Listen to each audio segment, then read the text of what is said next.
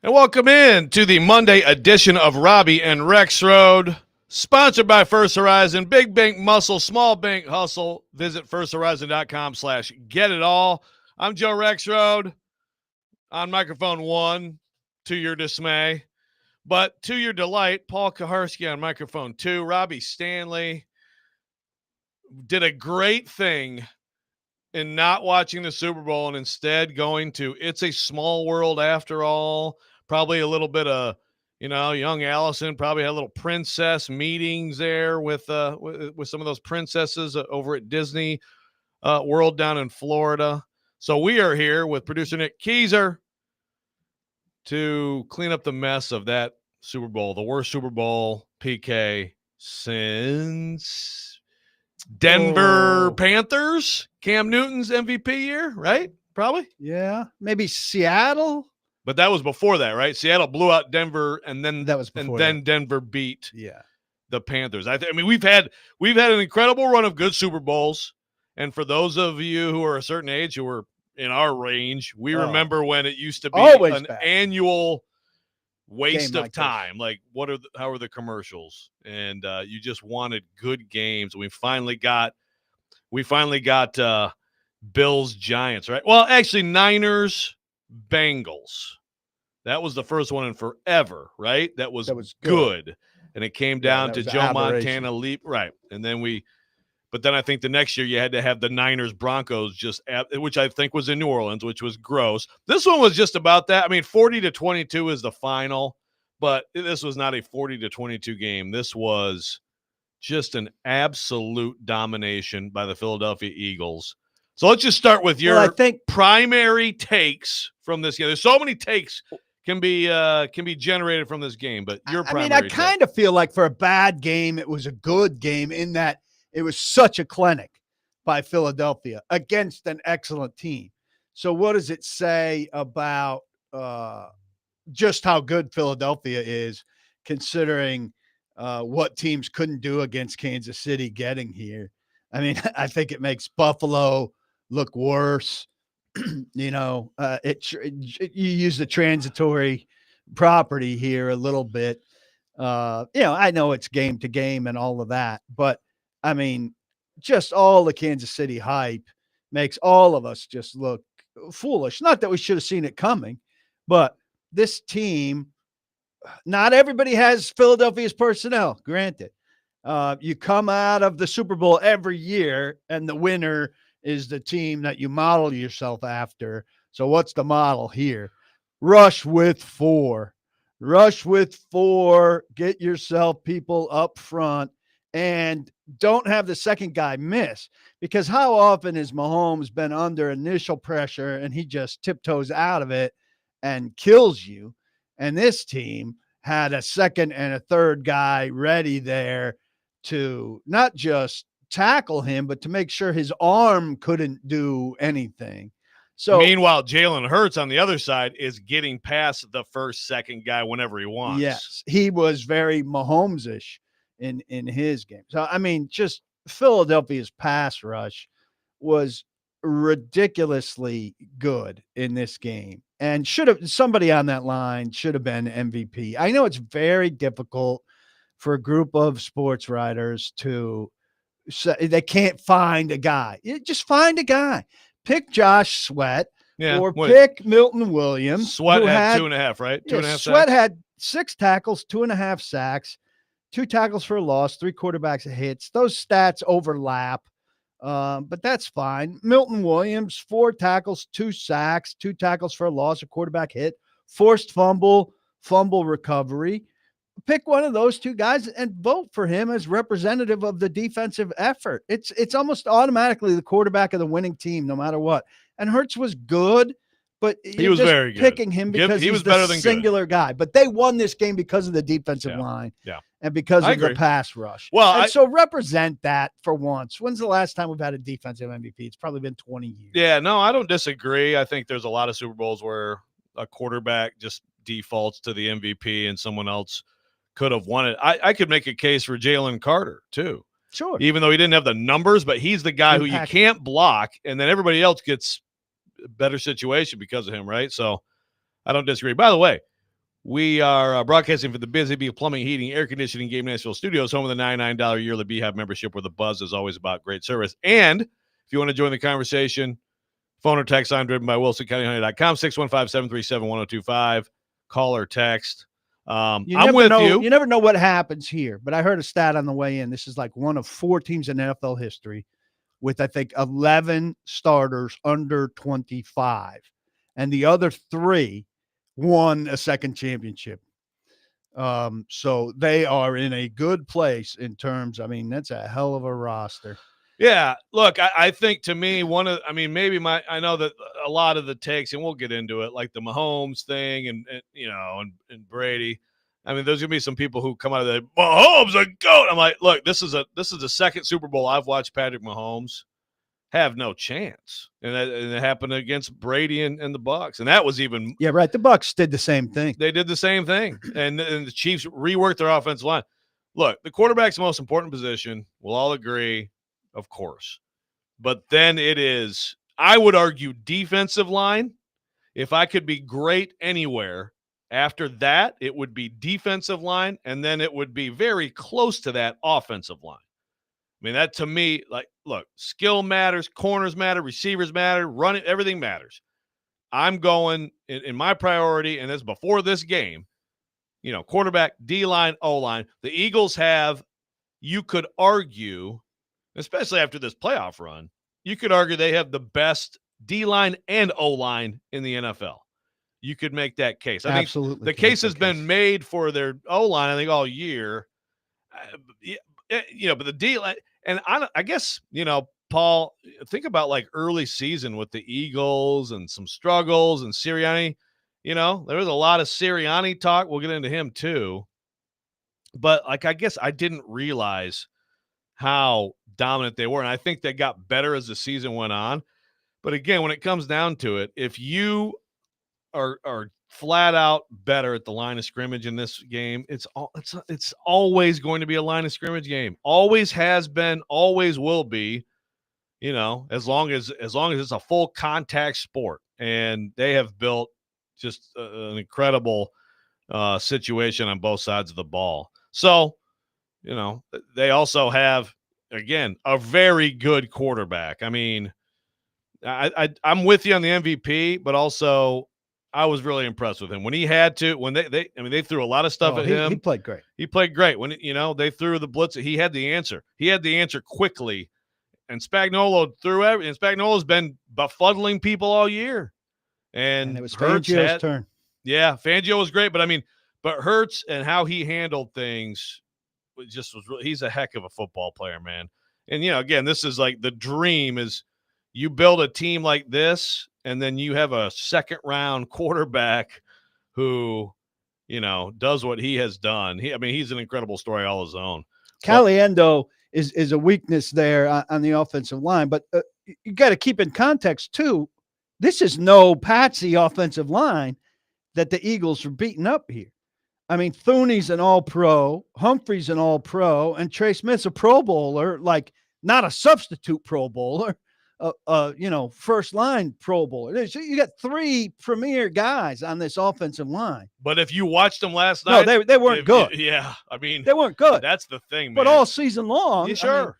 Their body of work is pretty good. Their body of work's pretty good. Yeah, but I do think there's a little old, maybe. Yeah, and like Trey Smith had a tough game, man. Yeah. That's not the game you want to go into free agency on. He's still he's going to get paid by them or by somebody. Probably by them. Boy, probably. But they're I think there is something maybe also PK to like Charles Robinson last week came out. He's like, there's just a weird vibe with the Chiefs. Like you can tell they're just sick of all of this stuff, which I was like, yeah, I can see that. But you're trying to win a championship. Well, if you're sick of all of this stuff, you could stop doing some of this stuff. Stop going. If you're stop of seeing yourself on TV, I would imagine that's part of it, that you're in every commercial, you don't have to do a Fumblerooski or whatever it is. Bundlerooski. Bundlerooski. Everybody's sick of that. If you're sick of it, then don't do it. Yeah. Yeah.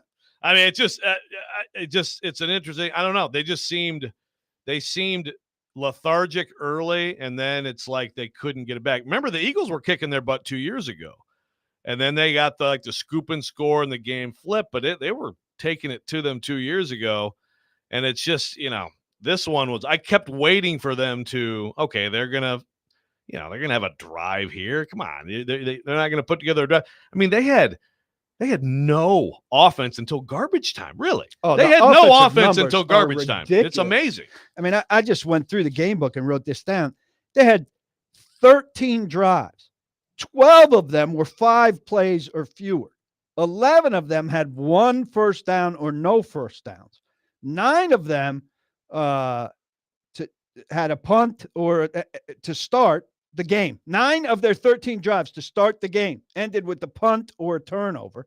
6 of them were 12 yards or fewer.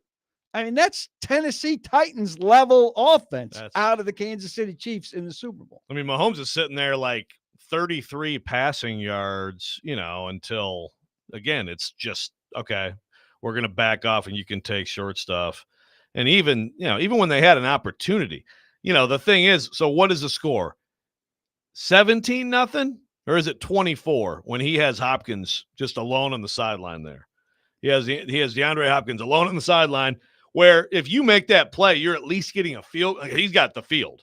You got a chance to score, but you're going to get a field goal, and you just botch that, But that was one of very few moments where they actually had a play they could have made. For the most part, they had just some other ones. nothing. Hopkins stumbles and drops. That's what I'm talking about. Oh, okay, yeah. Where he's that side of the field is tripped open a little bit. Like he tripped. It's a combo terrible play. Kelsey had maybe 2 drops in the course of that. Yeah. He's their rhythm guy.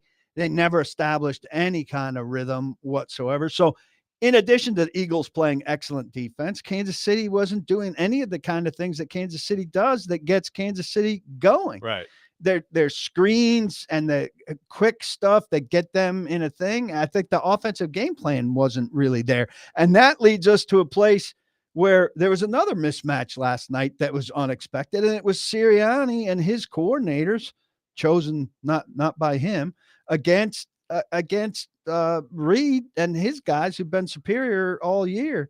And Philadelphia won this on the coaching level, a very high level. They did, but again, man, if you can't block anybody, I don't care what your plan is. And you watch so many of these plays are just dead immediately. But they should have gone like quicker tempo earlier. Quick game. You can't just say, okay, 24, that's fine. We'll come out in the second half. Yeah, no, sure. I mean, I don't disagree. Quick game earlier. I mean, there's no attempt to run the ball, but it's like if you're going 3 and out, like, that's. I mean, they had nothing going at all. And we'll get back into the announcers, but like one of the things they were saying that was annoying me is, well, they're doing a really good job on Saquon. Well, great. I mean, if everything else is going wrong, who cares? You sacrifice Saquon for the day. Yeah. I mean, look, the Chiefs defense broke eventually. They were fine.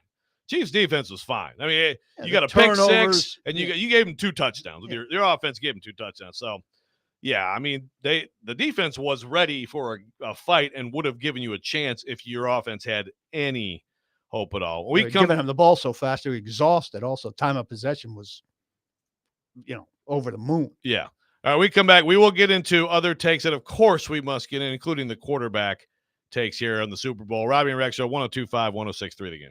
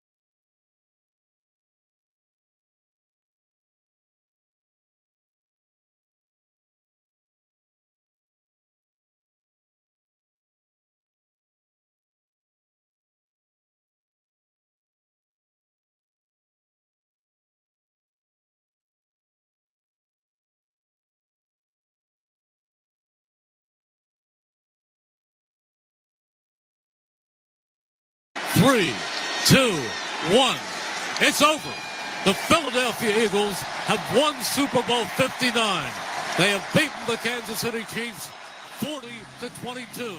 It's their second Super Bowl win in 7 years. What a game. What a season. What a team. The greatest Eagles team in modern history. Eagles fans, savor it and rejoice.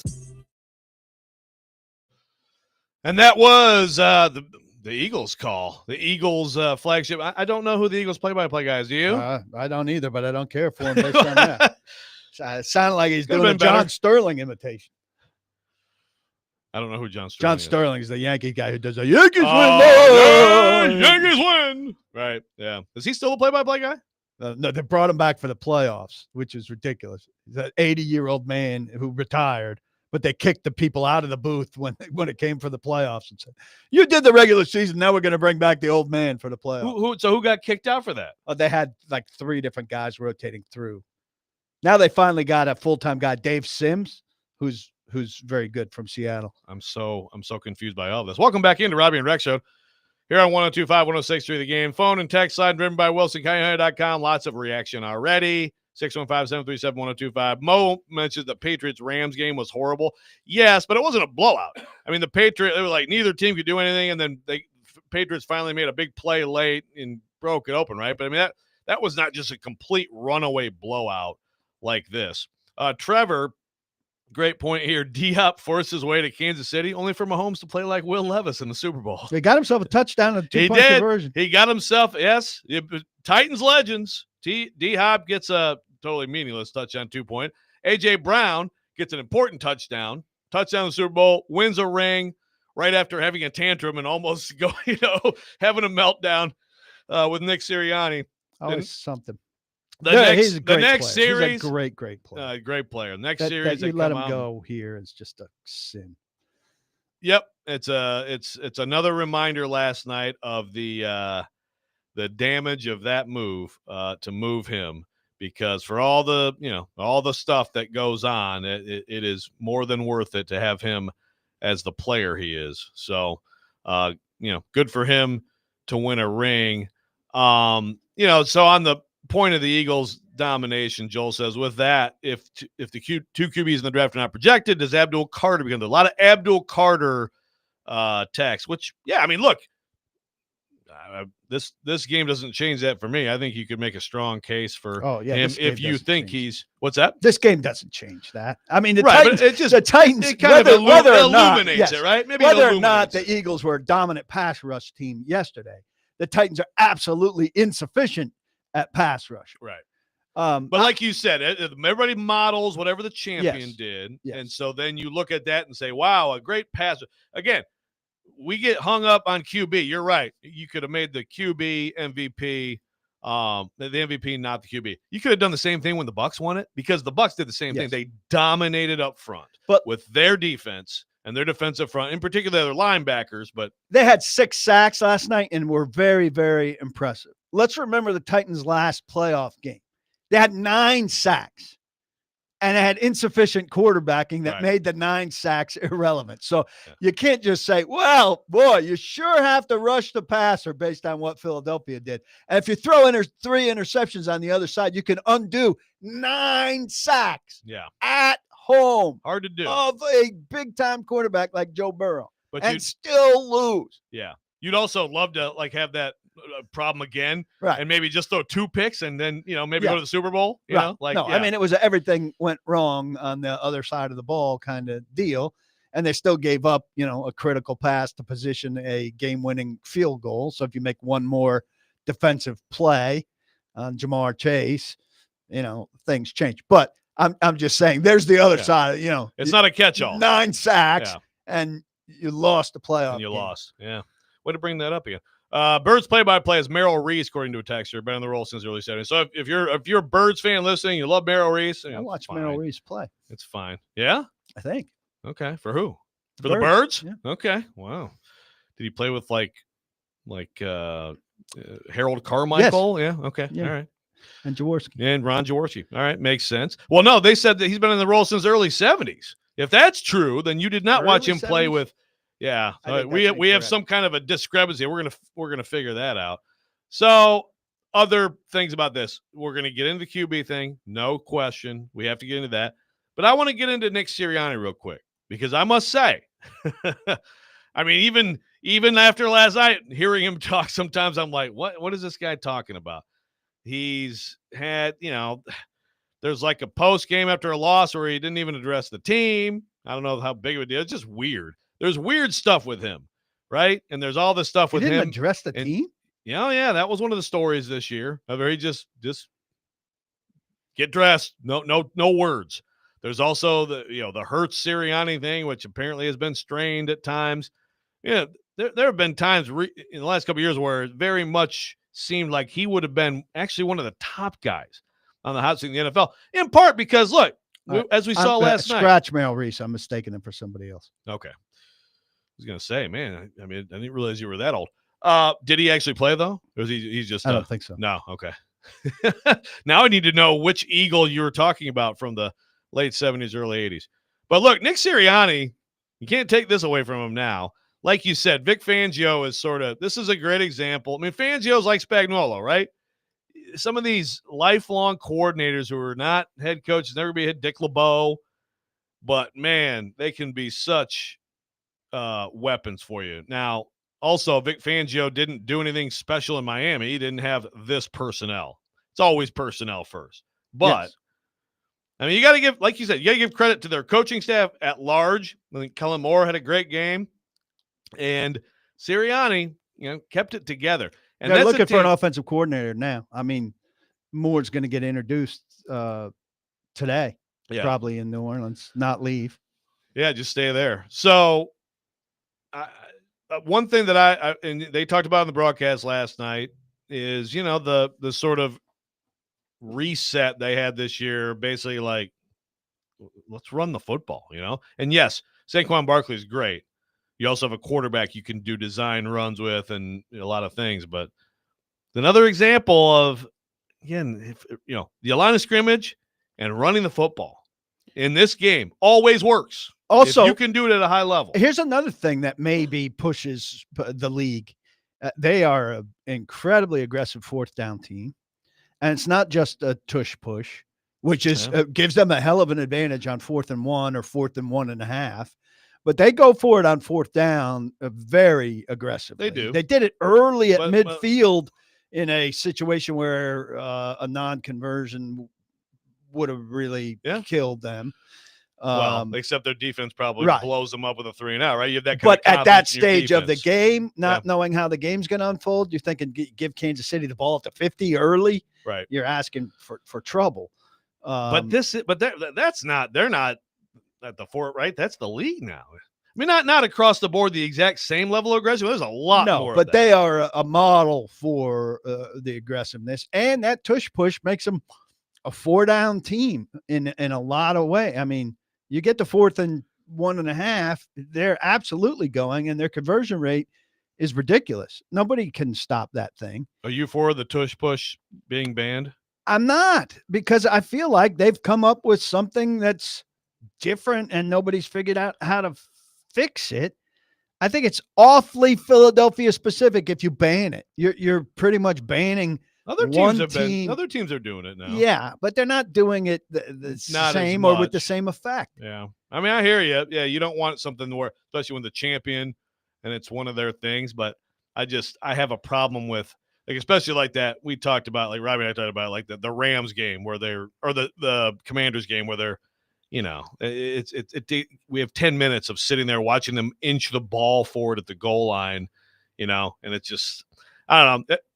I always thought that you weren't allowed to pull or push players. Not pull. Can't pull. Yeah, but why is it okay to push? I don't know. I mean, just the controversy of the Notre Dame USC game in 2005, when Reggie Bush pushed Liner, like Notre Dame fans are still like up in arms about that, and it's like, but now this is what we see like several times in NFL games. I will say, I said something earlier about this kind of hurting the Bills, transitive property. Like if you can slow down Kansas City the way that Philadelphia just did, doesn't say much for the Bills.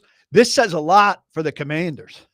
and what they were able to do against Philadelphia and Jaden Daniels. Oh, That they that he did some things against them. Well, so also don't forget how close the Rams were to beating them. Real close. But that's sometimes how it goes too. And sometimes a team, a blowout happens in a Super Bowl, and it's not like there's actually a 30-point difference between those teams. There was last night. We come back. We have to get into the quarterback thing, of course, the GOAT thing. Robby and Rex Show, 102.5, 106.3 The Game.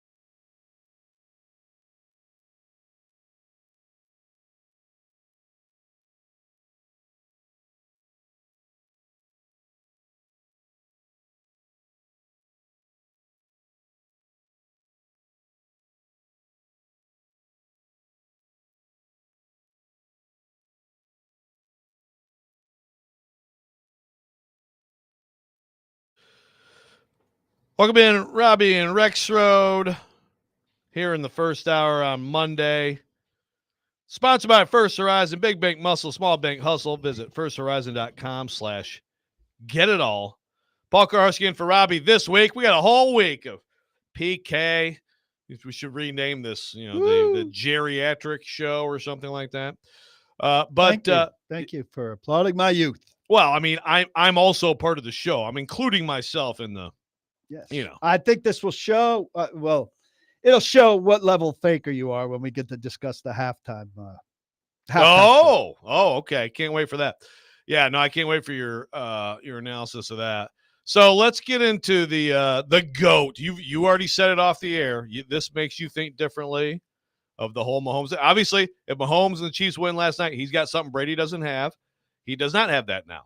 They did not make history. We still don't have a 3-time champion in the Super Bowl era. So yeah, thank you for saying Super Bowl era, because nobody really said Super Bowl era through the whole. They're on the verge of this unprecedented three-peat. The broadcast last night did a good job. Yeah, they did a good job later. They didn't do it when they put up the graphic. They didn't do it at one point, but they ultimately did acknowledge that Green Bay, just through the naming of the Super Bowl, still counts as having won 3 championships in a row. One of them having been before they retroactively went back and named the game the Super Bowl, but that they won 65, 66, 67 or right. something like that. But I think Green Bay could have reasonably made more noise about the fact that they in fact won 3 championships in a row. Right.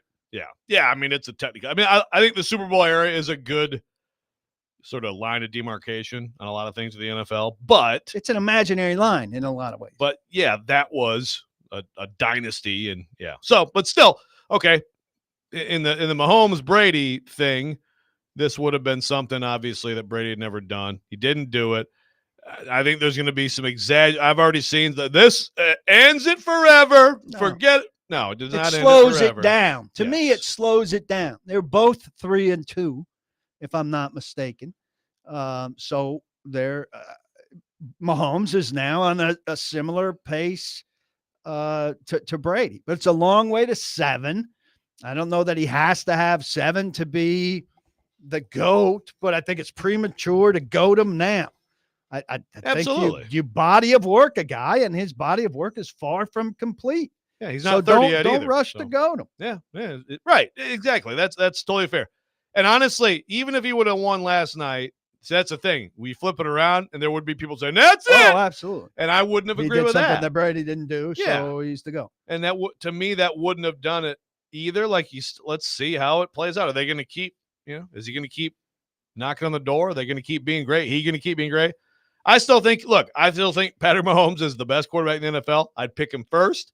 I'd pick him first over Josh Allen, Lamar Jackson, Joe Burrow, whoever you want. I'll take him first. I think and last night he was not good. I mean, that first pick was terrible. The second pick, which gave them a free touchdown, also was him getting. I mean, that's a short completion, but he's hit right as he throws, and the ball. That was a great example of what happened to him last night. Pick 6. No, the pick 6 was a terrible pass by him. But the second pick that Bond got in the middle of the field, at first dive. I'm like, what is Mahomes doing today, right? Great tweet by Ari Wasserman. Like, it looks like he was coached by Tommy Tuberville. But then you watch the replay of that play, and he got hit right. He got hit right as he threw it, and the ball came up short because of that. You look at his offense. Just I don't want to sit here and just make excuses for Patrick Mahomes all day, but the offensive line got dominated. They have no run game. I mean, Xavier Worthy's a nice, fast rookie. Kelsey's old. Like, they have a ton of work to do, man. I'm not buying this narrative, though, and ESPN was giving this narrative a little bit. Their offense was weak all year. The Chiefs don't have the talent. They were given this like the Chiefs were some.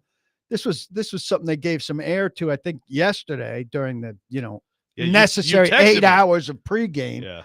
Where they had a thing. Well, the Chiefs don't have the talent. Like, they were really going to have to overcome something coming into this game, which is a brutal narrative. The Chiefs had 4 All-Pros, Thuney, Humphrey, Chris Jones, McDuffie, second-team All-Pro, and you add in Kelsey and Trey Smith as Pro Bowlers, that sounds like a lot of talent to me. I understand. And the quarterback is Travis, like in the conversation for the greatest quarterback of all time. That's a talented team, Chief. Sure. Of course, it's a talented team. And the defense, again, they got hung out to dry by their offense. I don't think it's an especially talented offense, other than Mahomes. Yes, you can talk about Kelsey being a Pro Bowler. Great. Watch Travis Kelsey play. He's not Travis Kelsey. No, there are great players who get Pro Bowls late in their career because of their name that they create, right? Certainly. I mean, he's an example of that. And But there was no conversation before yesterday about the Chiefs. No major conversation about the Chiefs lacking talent. The Chiefs find ways to win. I disagree. The Chiefs win every close game. Right. But why they've got a super talent for winning close games? But why are We're not talking about their talent deficiency this year? That's not true. Why are they in close games? Why does every game have to be close? Why are they scoring 20 against average defenses? Those conversations happened all year, PK. Yes, incredible job of finding a way, but why are they always in these games? Because their offense isn't very good. It's pretty bad. Also because it's the NFL.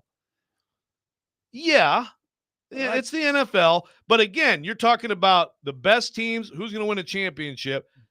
Like, I don't think their defense got enough credit or attention because it is never does. Super Bowl level.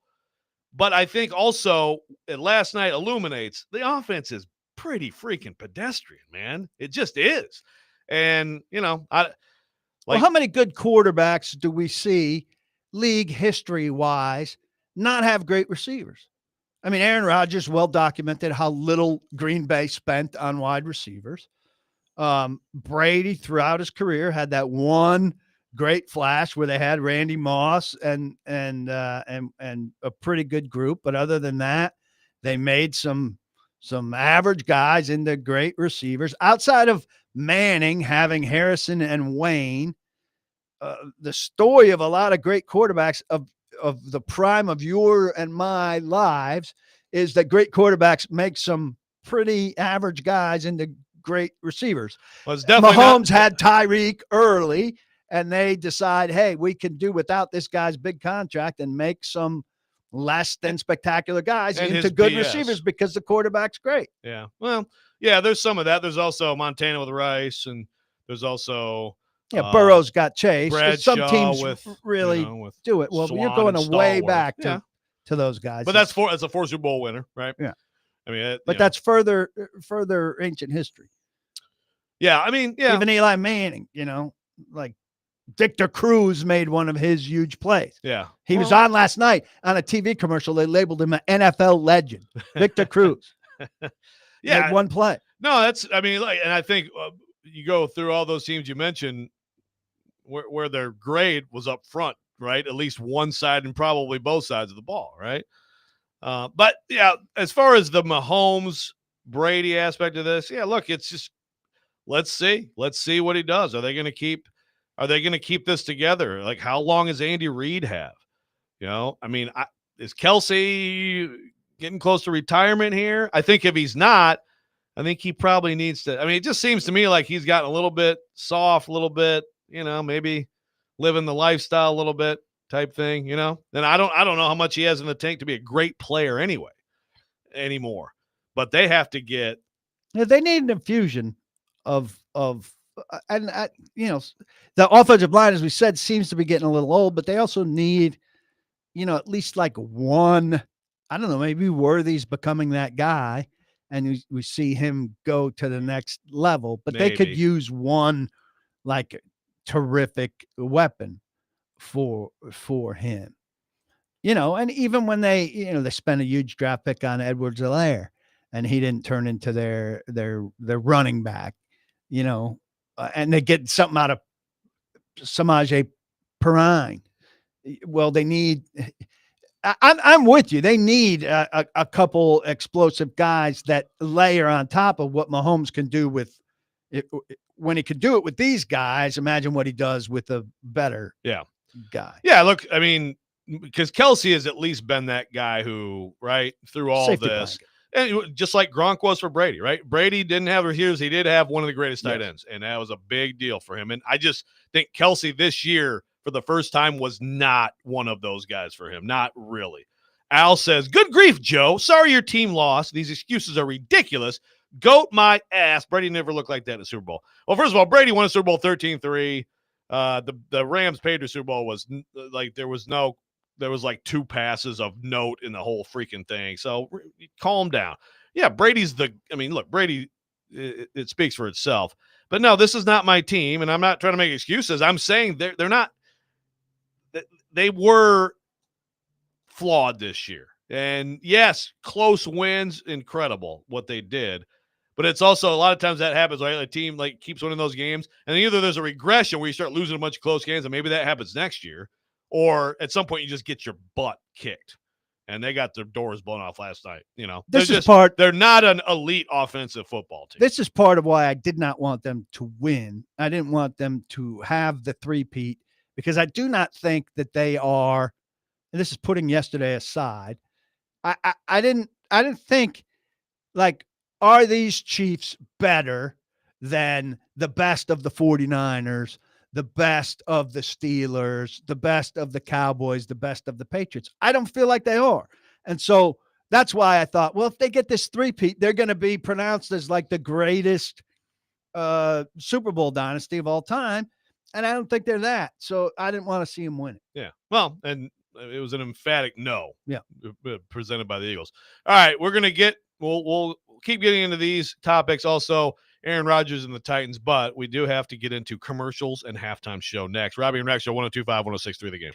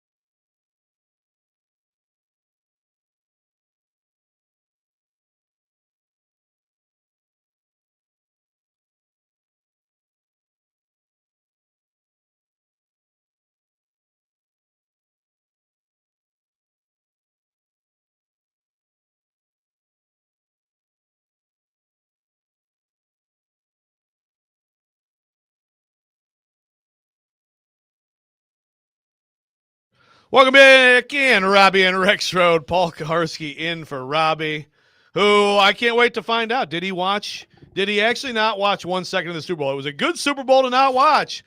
Worst Super Bowl since, I think, Broncos over the Panthers 9 years ago, I believe. I believe that's right. The Broncos had a couple nasty ones there, PK. Seahawks blowing them out, them blowing the Panthers out.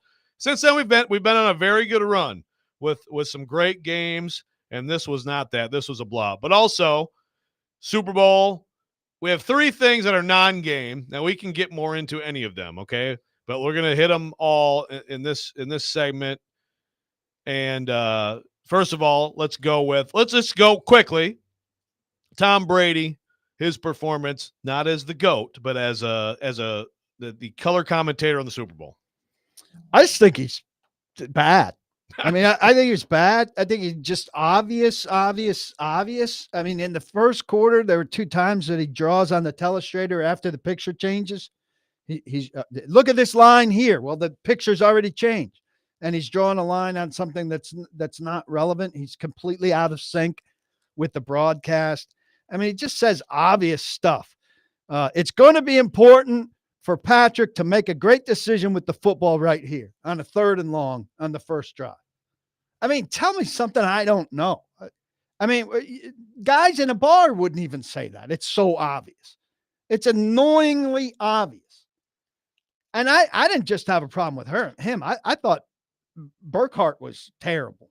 I think Brady makes Burkhardt worse because I think Burkhardt with Olsen is really good. And I seriously, I think Burkhardt is thrown off by Brady sometimes, and like it's a weird chemistry. There is 9:51 left in this game. It is 37-6.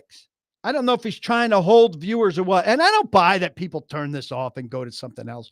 You have a Super Bowl party or whatever. This is what's on. And you watch the Super Bowl, right?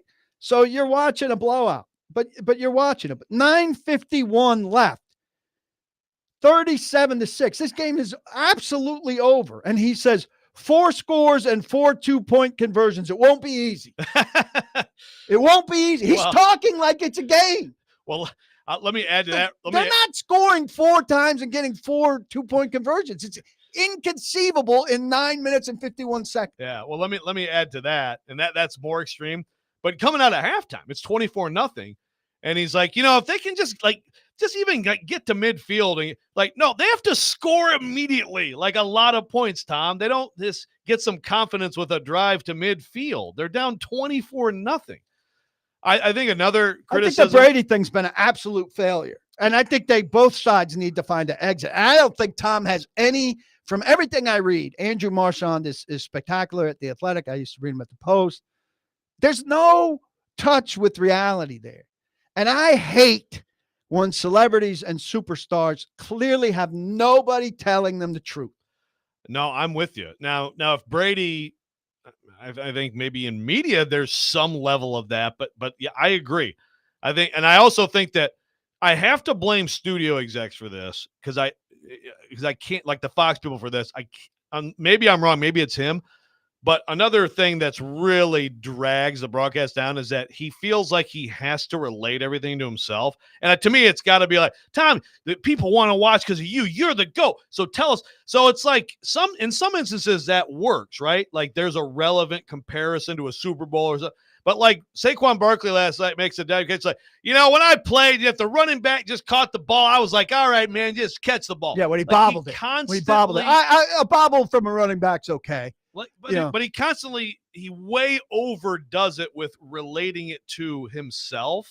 And again, to me, it smacks of the TV people say, this is what people want. And maybe not. Maybe he's so obsessed with himself that he just, that's just what he's naturally doing. But I kind of doubt it. It's very average. And again, I like the hard part for me is not just him, but it's the contrast with, I believe Greg Olsen is the best analyst doing football. And he should have done the Super Bowl last night. And it would have been for anybody who cares about the game and likes to be told things they don't know and likes to be told why this happened, what would happen here, what this team's in, what that team's in. He's great at that. We got none of that. We get very surface level blah stuff from Brady. I don't sense he's coached too. When you hire a certain level of celebrity, You just put him in there. And maybe at the beginning, you kind of set his course or whatever. But like week to week, does he get notes? Is he coached? I don't feel like he is. Or if he is, he's very uncoachable. The best thing Tom Brady did all week, I don't know if you saw it. It was like a 6-minute clip. Yeah. It was just him talking in response. I think it was Colin Cowherd. It was Cowherd, yeah. That was where good. he talked about how much his Super Bowl losses stung and how that's the worst. If you lose an AFC championship game, nobody remembers and you don't hear about it. But I walk down the street and people say, helmet catch, and they hold their hands over their head and remind me about the helmet catch against me in the Giants Super Bowl and when we were so close, and that they'll remind me of the moments in the losing Super Bowl. And he talked through the psyche of getting that close and losing. He talked about on a Friday night, still studying, was it the Atlanta defense or whichever team's defense? I knew that defense better than they knew themselves, the Rams defense or whatever. That was the best 6 minutes that Tom Brady did all week. And it was on a talk show. Well, yeah, he's good on podcasts and interviews, and I'm sure he's good. We'll see, running the Raiders. But I he think should not be doing this job. I think it's absolutely a case of hero worship by Fox.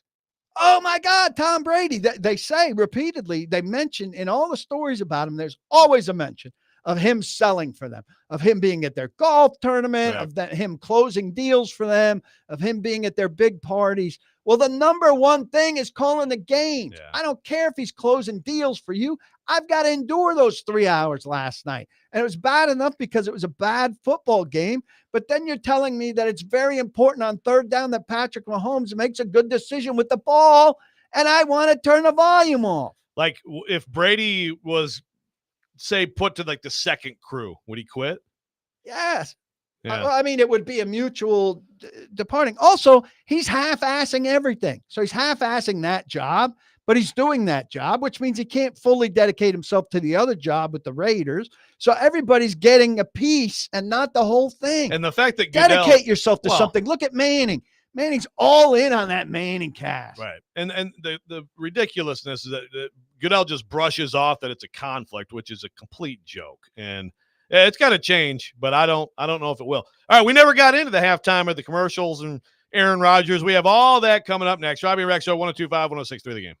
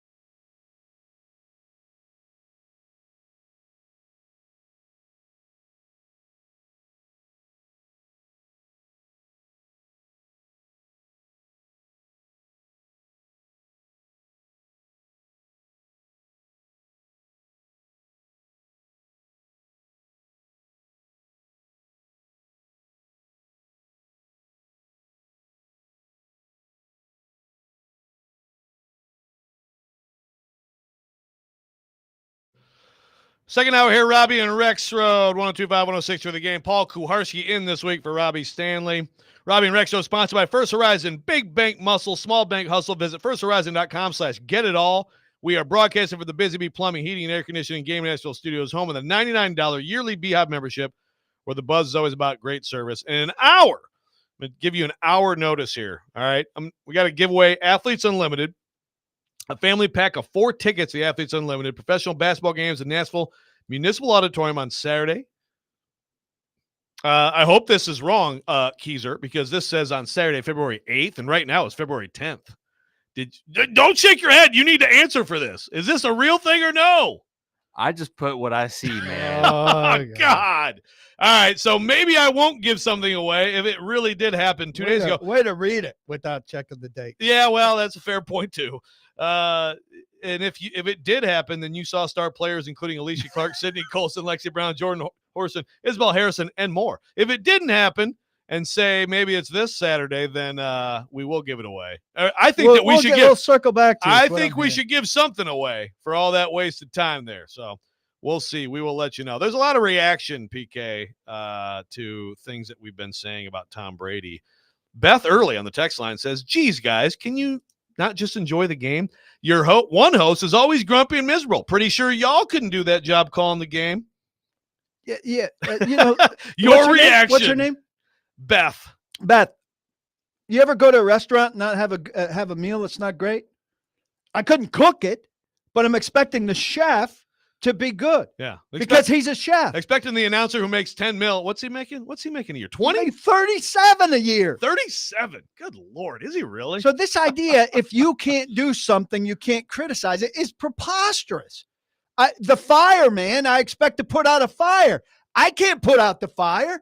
I have no experience putting out fires, but he's trained to be a civil servant and put out the fire. I mean, we could use your theory on everything. Name a job.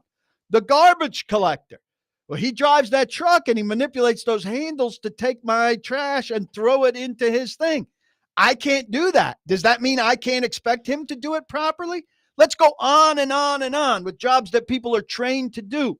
Now, most of them aren't getting $37 million a year to do it. But can I just enjoy the game? I could enjoy it a lot better if the guy who's commentating on it tells me something I don't know instead of speaks like the flag football coach at the YMCA. And there you have it.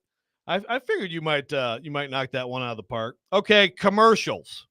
Anything? I thought there were some good ones. I thought the food one, McConaughey has had the food thing all year, right? The little food, it was like a little teaser commercial with Jerry Rice and Christian McCaffrey. It's an expansion of what they've been doing. It was pretty good. It's fun. I thought it was good. But that's been around a little bit already, the full one. I think that's a problem. Well, Some of these aren't Friday. debuted. Well, it came out Friday, right? So yes, they'll a lot of times they'll do that now. They'll release them early. I like it when you get them for the first time. I'm getting McConaughey overexposure. Okay. Here. He's also doing that AI planning one where he doesn't get the right dinner reservation or he doesn't get the right airport thing and he's running through an airport. There's too much. This fleshy cowboy head thing on Tubi is disgusting. I have no interest in that. It's an absolute disaster. Seal as a Seal was good. Seal as a Seal was good. Also, Willem Dafoe, even though he freaks me out, the Willem Dafoe pickleball Mick Ultra commercial. That was good. That was pretty good. I thought the Dove commercial, if you're going for like a nice theme with the girl who at 3, these legs are unstoppable. At 14, she'll think they're unbearable. You don't know what's coming in that. And it really hit you over the head. I thought Salty Ritz was pretty good with Aubrey Plaza. Yeah. Everybody being salty at the Ritz. The Harrison Ford commercial is just the kind of commercial I can't stand now, where a guy who's filthy rich does a big sellout thing and Jeep is freedom. And now if you're American, you go buy a Jeep and they fly the flag. And even though my name is Ford. I like the 80s flag football one. I mean, I very much support flag football, all 50 states. I like the little is 80s flag throwback. Football going to be a thing? Like, I know the Here NFL's pushing it like crazy, but is girls flag football in high school going to be the thing the NFL wants it to be? I don't know about that, but it's coming here. and I'm very excited about that. So, I mean, I think it's got a chance to really get some momentum. I think Garage Beer did a good job getting its name out there. I could see people like picking up a 6-pack of Garage Beer to check it out. As someone pointed out up there, yes, the breast cancer commercial was that was an eye opener. I thought that was effective. It certainly got everyone's attention, and then did you miss that one? Or I might have missed that one. I did do some cooking yesterday. Okay, I did do some cooking. I wanted to make sure my boy and I were well fed. My wife doesn't eat a tremendous amount, and then my boy disappeared, and he was at his buddy's house. So I have a lot of food. Yeah, gotcha. Halftime show. Not one of the greatest of all time. Very polarizing.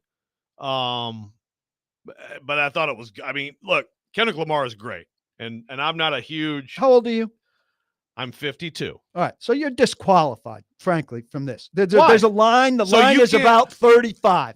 If you're under 35, this is pop culture. So you're not allowed. You're not allowed to like. You can only like music from your era, because I don't pretty like much most hip hop. I think it's almost a fact that at 40 you stop liking new music. Okay. Almost a fact. And so for me to say I don't like it, and for people who said worst halftime show ever and stuff, almost universally over 35. I'm going to acknowledge this. It's not for me. I hated it, but I have no business. It's not for me. So I have no business judging it. It's not for you either. I think anybody over 35 saying they loved it is faker. Well, that's stupid. So I'm mostly like, I like classic hip hop, and my line is probably around Jay-Z about 25 years ago. I don't really like much new rock. Don't really like much new rap. Got turned on to Kendrick Lamar. By what? By people who are into him. Who are 35 or under? I mean, my kid's a huge fan of him, and I don't like most of his stuff. Do you like your parents' music? I mean, some of it. I mean, my parents turned me on to like 70s music, right? I mean, in the car, I still love all those 70s pop tunes, right? Including some Rolling Stone. I mean, they got me into stuff that I still love today. Absolutely. So my kid, I think Kendrick Lamar is maybe the best lyricist in the history of rap. Also, you have some knowledge of the Drake thing, right? You have some knowledge of this. Some knowledge. Don't care at all. The entire stadium yelled minor last night, like in this song, which is completely annihilating Drake. Like, if you have knowledge of that, you have to at least be like, wow, that's something else. And then, of course, those people are bringing up Samuel L. Jackson screaming "Tighten Up," which I don't think that was a Tennessee Titans. I mean, it's a desperate grasp at relevancy for Titans fans that are connecting it. Yeah. I mean, I don't know, but it was kind of funny. But yeah, in general, I disagree with you. Look, again, I don't like that much new music. I mostly have the stuff that I love, and it's enough of it that I. Right. But I'm telling you, I have gotten into Kendrick Lamar way before the Drake stuff. He's incredible. He's an incredible lyricist, and to me, I mean, hip hop is, as much as anything, it's writing, it's the words, and the stuff he does with words is truly okay. Incredible. What's your favorite song of his then? My favorite song is probably I love the one album that he came out like 3 years ago, the whole album.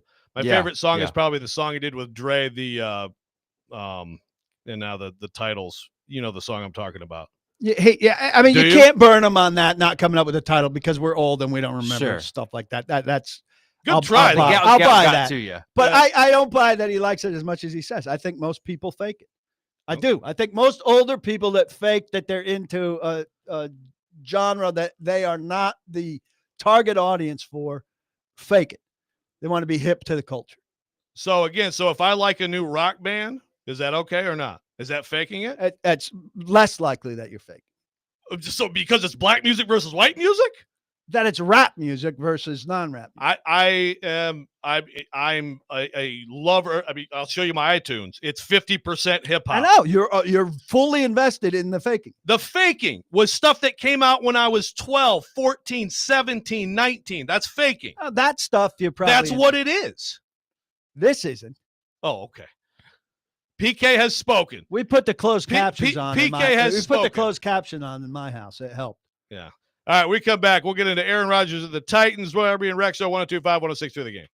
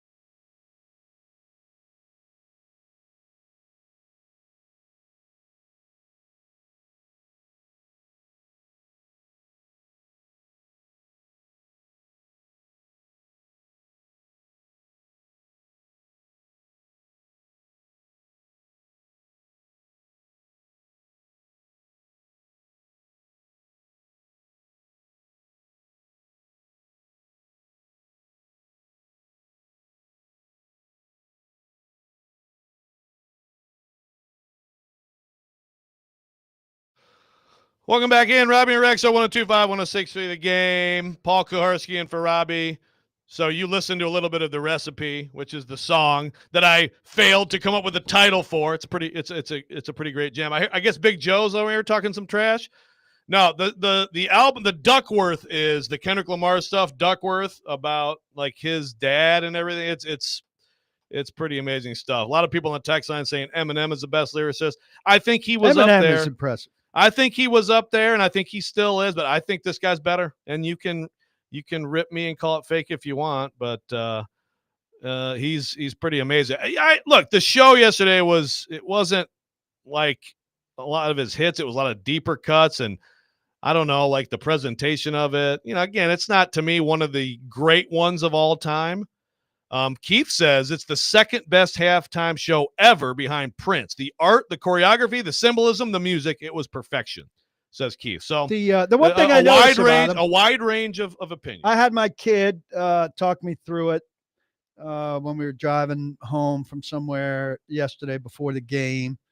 And I noticed in the songs that he had me listening to and in the song that you just had me listen to, the first person who sings or raps in all of these songs is not Kendrick Lamar. Right. Yeah. That tells me something. Dre is first on The Recipe. That is true. Listen to Swimming Pools. That's all him. Swimming Pools is all him. I think I've had my fill. Dustin from Hopkinsville said, there used to be dancing, good voices, not just smoke and mirrors. I love Kendrick's music, but it's not for the Super Bowl. Et cetera, et cetera. Long message there. But yeah, it was I guess polarizing. I'm disqualified for talking about it. Yeah, I don't think so. I think we can all talk about it. But what about Aaron Rodgers? Is he going to be a Tennessee Titan? Because I must say that with the report this weekend that the Jets have made it official to him that they're out on him, and indications that he didn't necessarily, like he wants to keep going. I have to think, PK, that after this weekend, there's a higher percentage chance that that Aaron Rodgers is a Tennessee Titan than I would have thought going into the weekend. Agree or disagree? Well, agree in that they need a quarterback, and he's an available quarterback, and they have to look at every available quarterback. He's not going to cost them trade compensation. So, is he in the mix? Yes. Is he, closer to the ideal? And there being no ideal possibility, I'd say no. I mean, he did throw, a decent number of interceptions. Now a lot more touchdowns certainly than they got last year, but I think nearly as many picks as Levis last year. I had it up on my screen. It's now gone. His numbers were better than I thought they would be based on watching him. But no, it's less than ideal in a lot of ways. Yeah. No, he threw 11 interceptions to Levis's 12. Now I know the Titans' interception problems were also Mason Rudolph related. Look, I just think there's so much baggage with him that it's a tough thing to bring in. And if you're bringing it in, you're saying, well, we can manage it some. And I don't think you can manage it some. I think the guy is overbearing. If you're trying to build a culture, that culture needs to come from the coach primarily and somewhat from the GM in terms of who he brings in. And Borgonzi was talking about, I think Mike DeVito and Anthony Fasano and guys like that were culture setters who were the mortar of what they began to build at Kansas City. Now your big guys obviously need to really be like that. And Aaron Rodgers isn't a team builder type of guy. He's also going to want to go somewhere where he's got a chance at winning. I don't know that he's going to have a big choice in front of him in terms That's of the thing. platter. Like if it's a combo of I'm not done. I want to keep playing, but does that include anything you get? Like Ryan Tannehill basically is like, I'll be here. I'm not going to officially retire. I'll be here if a contender loses a starter. To me, Aaron Rodgers, you would think would only be in the business of ring chasing anymore. Like Matthew Stafford, to me, he's playing if he's got a chance on a team that has a chance to do something. Is Aaron Rodgers going to keep going if his only starting opportunity is the 3-14 Tennessee Titans? That's the only place where the proximity to home comes in. He does have a home. If the Titans he does want have him. a home here. But don't make a huge deal out of that. You're probably at 2:00 going to hear like, oh, well, he lives down the street, so it's perfect for everybody. The Titans don't give a damn where he lives. They don't. It's not a fact. But I will say though, like makes it easier for him. Yeah, like if he's choosing like, well, I don't really want to play for a loser team, but this one's down the street. Exactly. Like it's like, well, gosh, I don't want to live in Vegas. I don't want Brady telling me what to do. But I do have a home here in Nashville, and I don't buy that. If the check's right and the opportunity's right, these guys go live anywhere. They sign with teams that they haven't even. But I'm visited. saying, but again, I'm just saying, like you just said, is it on the pros and cons list? Is it on the pros? For him, probably. For him, it is. Yeah. For Titans, it doesn't mean a damn thing. Well, I never said, people tend to think it means something when a guy says, "I would like to play for the Titans." It doesn't mean anything if the Titans don't want him to play for them. Well, sure. I don't know. Yeah, I mean, that's obvious. Yeah. So I mean, there was somebody asked at the Super Bowl, like some pending free agent, or no, Myles Garrett was asked. I think he threw a no. But I mean, if he says a yes, it doesn't matter if the Titans aren't willing to trade for him. People tend to think this is like an even teeter-totter. Like if the player wants to be here, well, that's 50% of the equation. No, it's not. It's not. 100% of the equation is if the team wants you. Yeah. Here. I mean, Myles Garrett's going to play for the Cleveland Browns this year, and yeah. we will all have had a lot of conversation about something that or if he's not, there'll be a blockbuster deal with somebody good like Washington. Nashville's best deal this week, 312 Pizza Company in Germantown. 312 Pizza Company serves the best pizza in town, as well as Chicago-style eats like Chicago dogs, Italian beef sandwiches, and more. Head to theGameNashville.com/deals now to get half off a $30 gift card to 312 Pizza Company while supplies last. When we come back, we will continue the Titans quarterback situation, the big question of the offseason. Robby and Rexrode, 102.5, 106 through the game.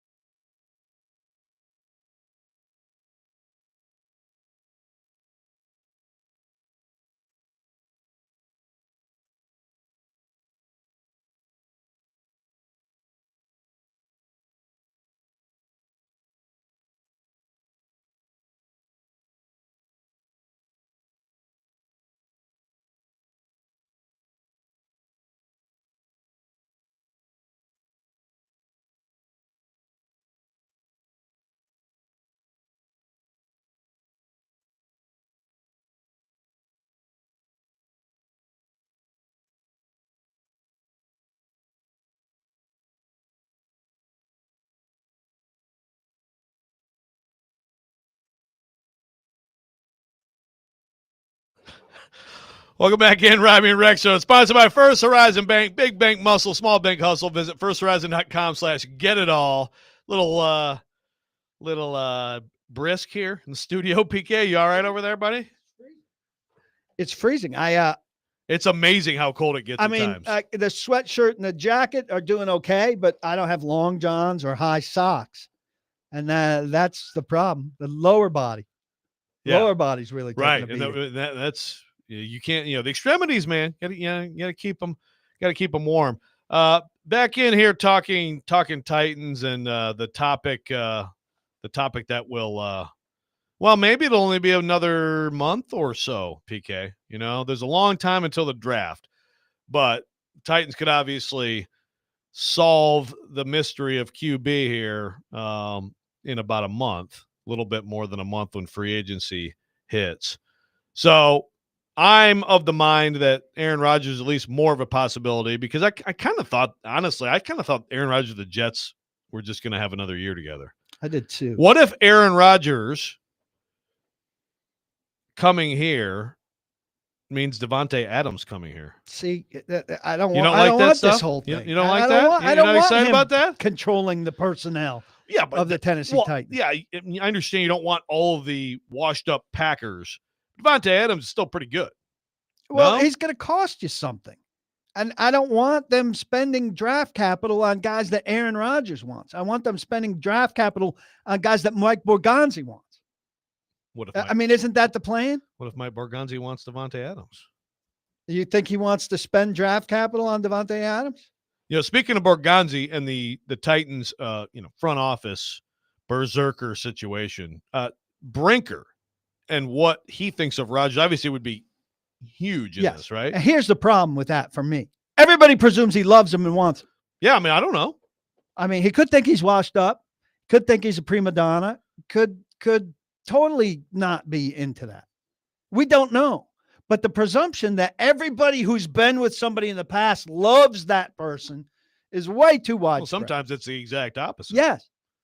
But we never talk about I mean, that. when he was there, things went pretty well. Yeah. There was all the stuff with the con, there was stuff that went on. There were distractions, and there was an increasing distraction situation with him that he continued after leaving there. But things are pretty good on the field.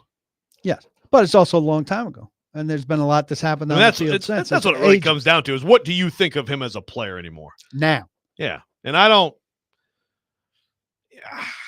know. I mean, again, I would opt for a younger option if possible. If the Darnold thing were to materialize, but then you're talking about, I think, a pretty significant investment. I think somebody is going to pay him. You're also looking to set a long-term culture, right? So you want a guy that's going to set a path, not necessarily, he doesn't have to. We've had this debate with Tannehill and Malik Willis and everything. He doesn't have to groom the next guy, train the next guy, all of that. He can do that by example and such and such. But he's very much a me guy. And to me, it butts heads with the whole kind of culture that they're talking about setting up. It's at conflict with that to me. Yeah, well, okay, that's fair. But then tell me why the Packers won so much. Well, when he was the there. Packers won so much because he was an otherworldly talent at the time he was playing for the Packers. So if you're Packers there's a certain were amount of managed talent. There's a certain amount of talent that can overcome cultural issues. Absolutely. And they knew how to manage it. I mean, he grew up in their building. And so they knew him from the start. And he was less weird early, Joe. Yeah. He wasn't doing ayahuasca at the beginning. He wasn't as far as we know. He wasn't playing word games with inoculation and vaccination and all of that stuff. Yeah. No, I mean, but was he a me, but apart from that stuff, the me guy thing, right? Because I don't know, there was all the stuff with his family that went on that's all through that time. Relationships, right? And all of that. But look, I'm not saying me guy may be a little hard, but in Green Bay he had his personnel, right? It's since he left Green Bay that he had to bring his personnel from Green Bay, right? Is he willing to come in and work with your people? Or does he have to have his people? Well, and with the Jets, he had to have his people. Yeah. Well, right. Because mean, he that's the went thing. to It's not Hackett. like he chose those people with Green Bay. They built a good team around him, and then he just liked those guys and Had to have them in his next stop. yeah. Now, is he going to have them in his next stop? Yeah. Again, I mean, Adams is the one guy that to me is still intriguing. He's not what he was, I don't think. What's he worth? Couple years ago. Is he worth a fourth? I mean, I'd give a fourth for him, but he had 67 catches, 854 yards. That's a 12.7 average. And how old is he here? He's not a young man anymore. He's 32. I don't want a 32-year-old wide receiver. Yeah. They got to get away from that. Right. Yeah, I get that. I mean, I get, like, to me, it's like if you had a good version of him with Ridley, at least then you can address other things, because as we've talked about with this team, they just have so many things to deal with. You're not going to deal with them all effectively. I'd rather that they draft a receiver this year and have a young receiver to be, well, sort of like what A.J. Brown was for them before they moved him and watched him win a Super Bowl ring last night.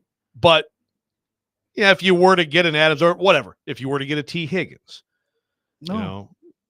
well, you say no, but I mean, then you do have a pretty good, two starting receiver situation, and you can deal with other things if you so choose and have a more complete roster quicker.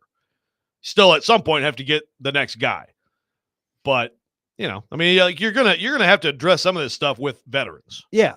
But how about Josh Sweat instead? Address a different spot than what you addressed wide receiver in free agency last year with Ridley.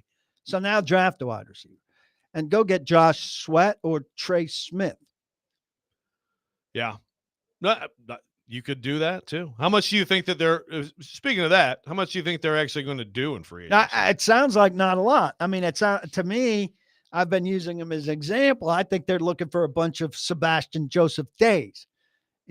Guys, solid guys who can fill in the cracks, but not the guys who are going to be the stars of the team. Now, I would hope they would get one at least, somebody like Sweat or Smith. If you're not getting any difference makers in free agency, you're going to be bad next year. And when you have the cap capacity, I think looking at what they did last year, they think they overdid it maybe. I understand that sentiment. Well, but then it's easy to have in hindsight. But also. it's choices, right? I mean, the spending.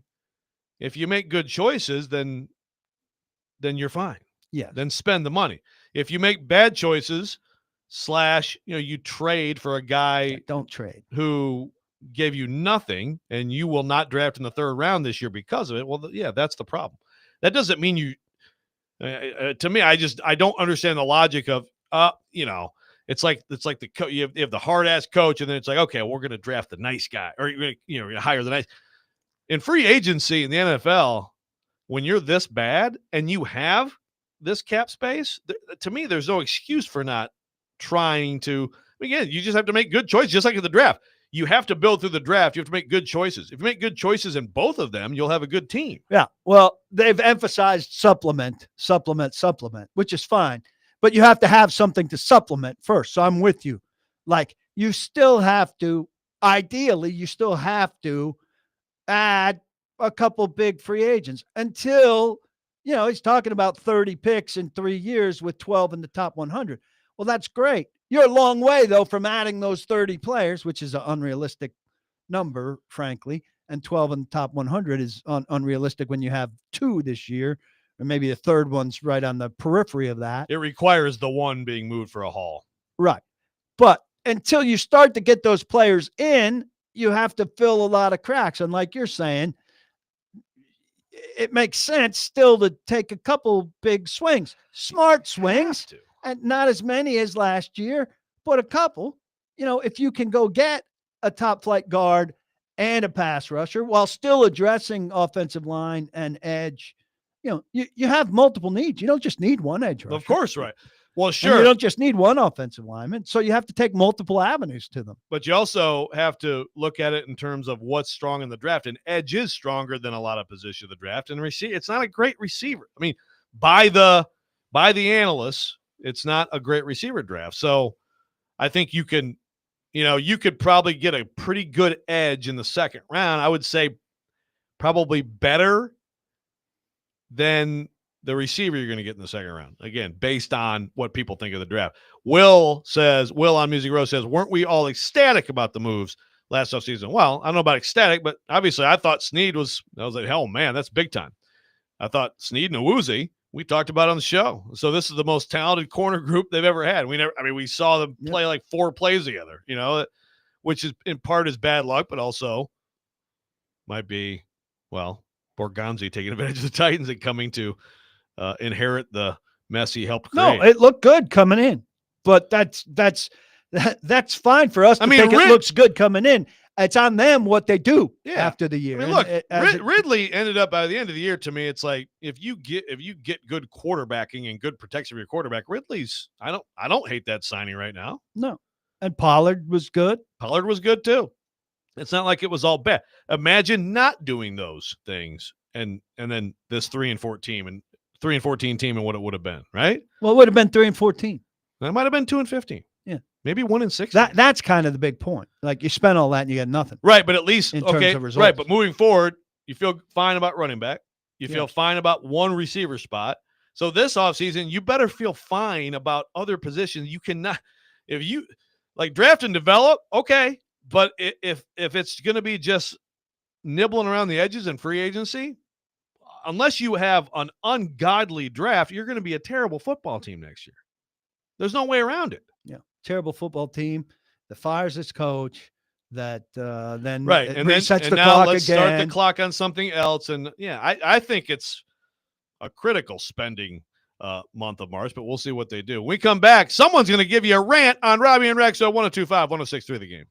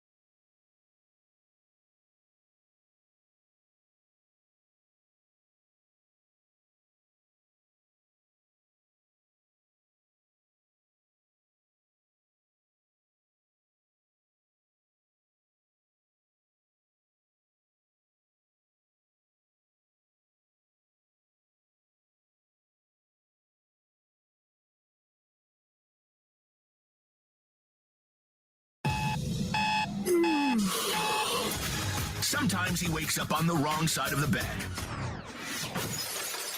And sometimes he's just, well, Joe. Awkward moment, let's do it. This is the Rex Rant, now on Robby and Rexrode. And I'm going to egg your house.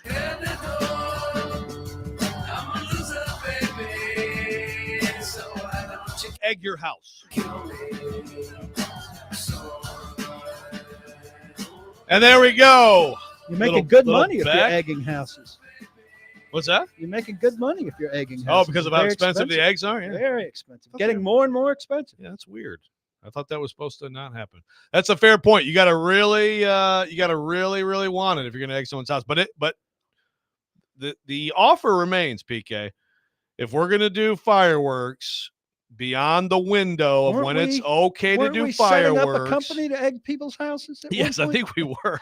Yeah, the price is what's keeping us from starting that. Yeah, yeah. The overhead's a little high, but we could still do it.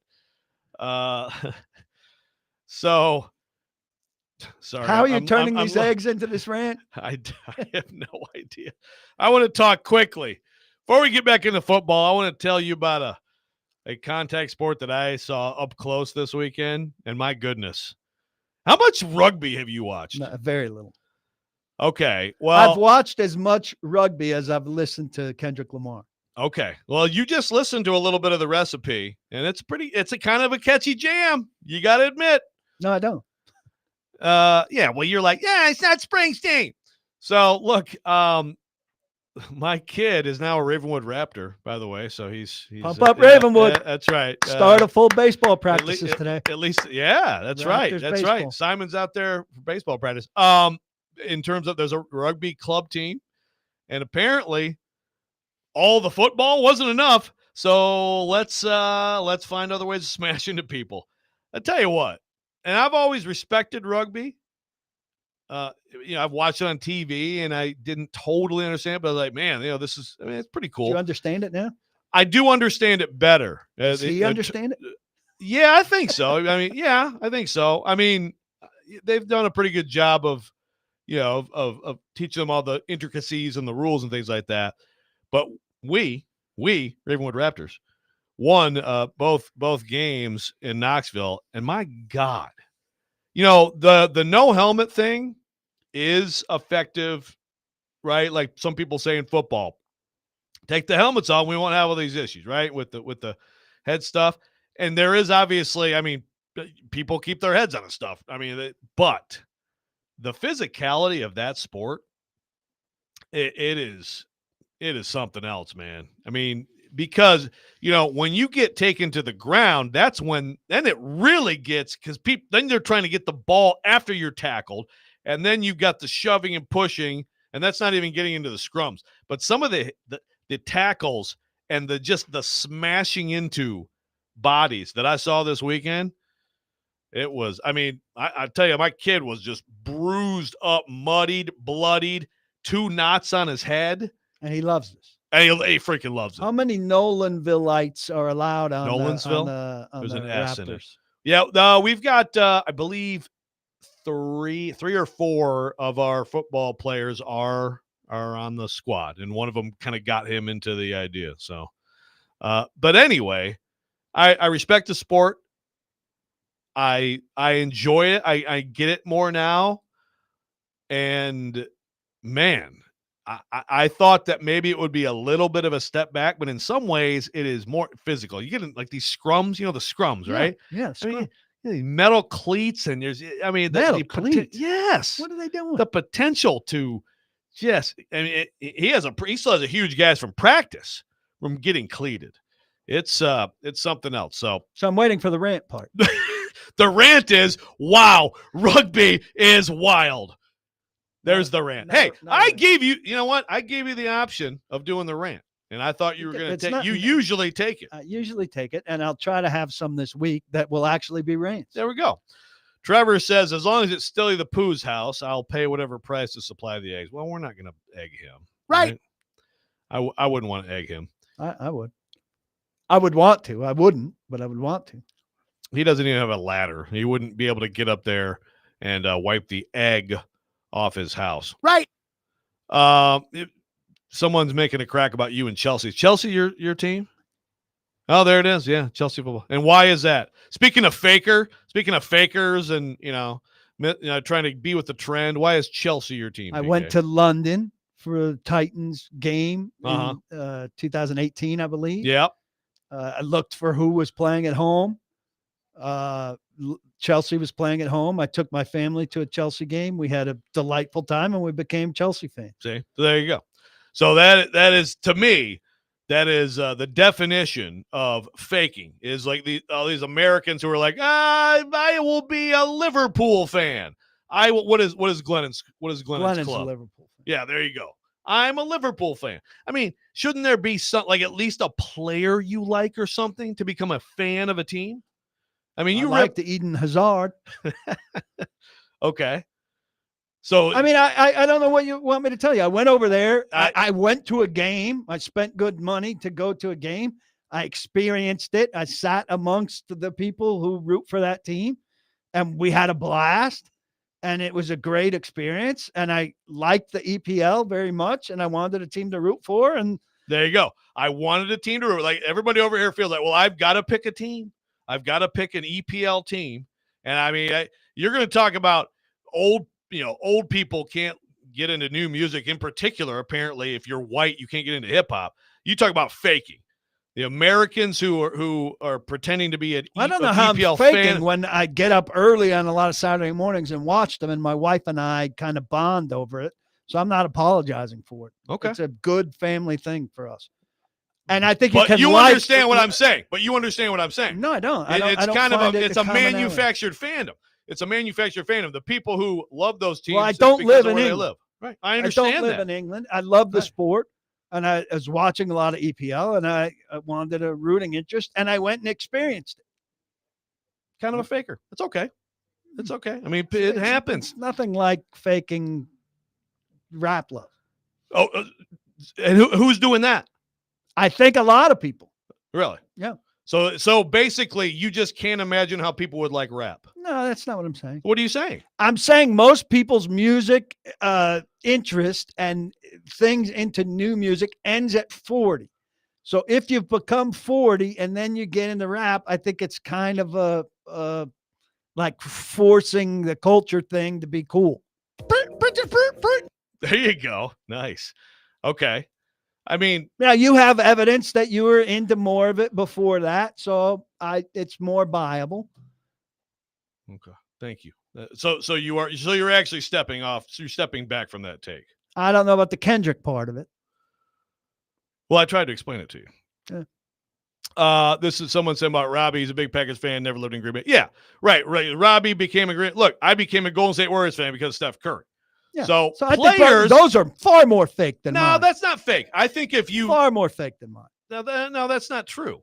No, mine is experiential, and yours is player chasing. But it was also hero chasing. Now, I granted experiential, so that's better than a lot of people over here. I agree. So you at least including you. However, you see a player that you like, and Steph, I'm now a fan of your team. Yours should be geographical. If you have proximity, that's how you choose a team. The whole EPL thing is like this. I love soccer, and so I feel like I need to pick one of these teams, and then I'm going to buy all their gear.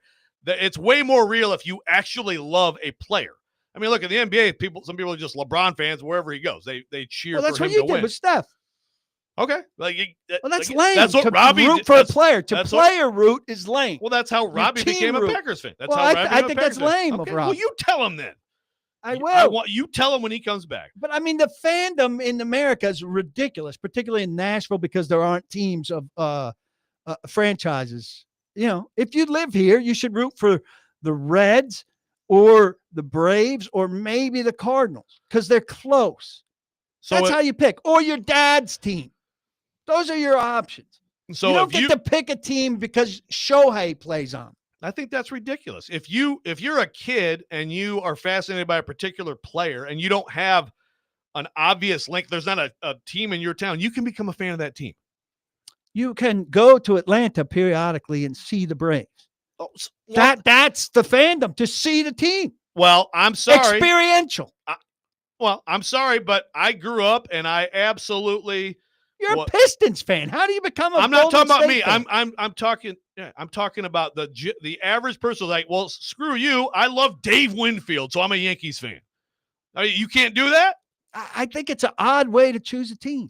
Dave Winfield's not Okay. going to be a Yankee The guy forever. says wearing his Chelsea sweatshirt. All right, we come back. Corey Curtis, Robby and Rex, 102.5, 106.3 The Game.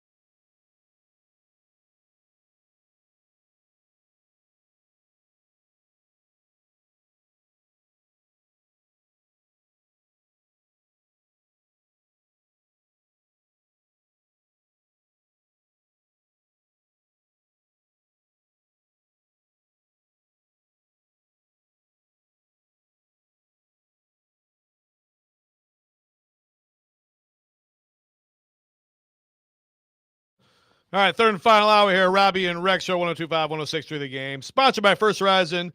Big bank muscle, small bank hustle. Visit firsthorizon.com/getitall. We're broadcasting for the Bisbee Plumbing, Heating, Air Conditioning, Game Nashville Studios, home of the $99 yearly Beehive membership, where the buzz is always about great service. PK, Paul Kaharski, in for Robby Stanley this week. And as we do this time every week, Monday, 8 o'clock, welcome in our next guest, Corey Curtis, brought to you by Tennessee Men's Clinic. Corey, how does that one measure up for you on worst Super Bowls you've ever watched?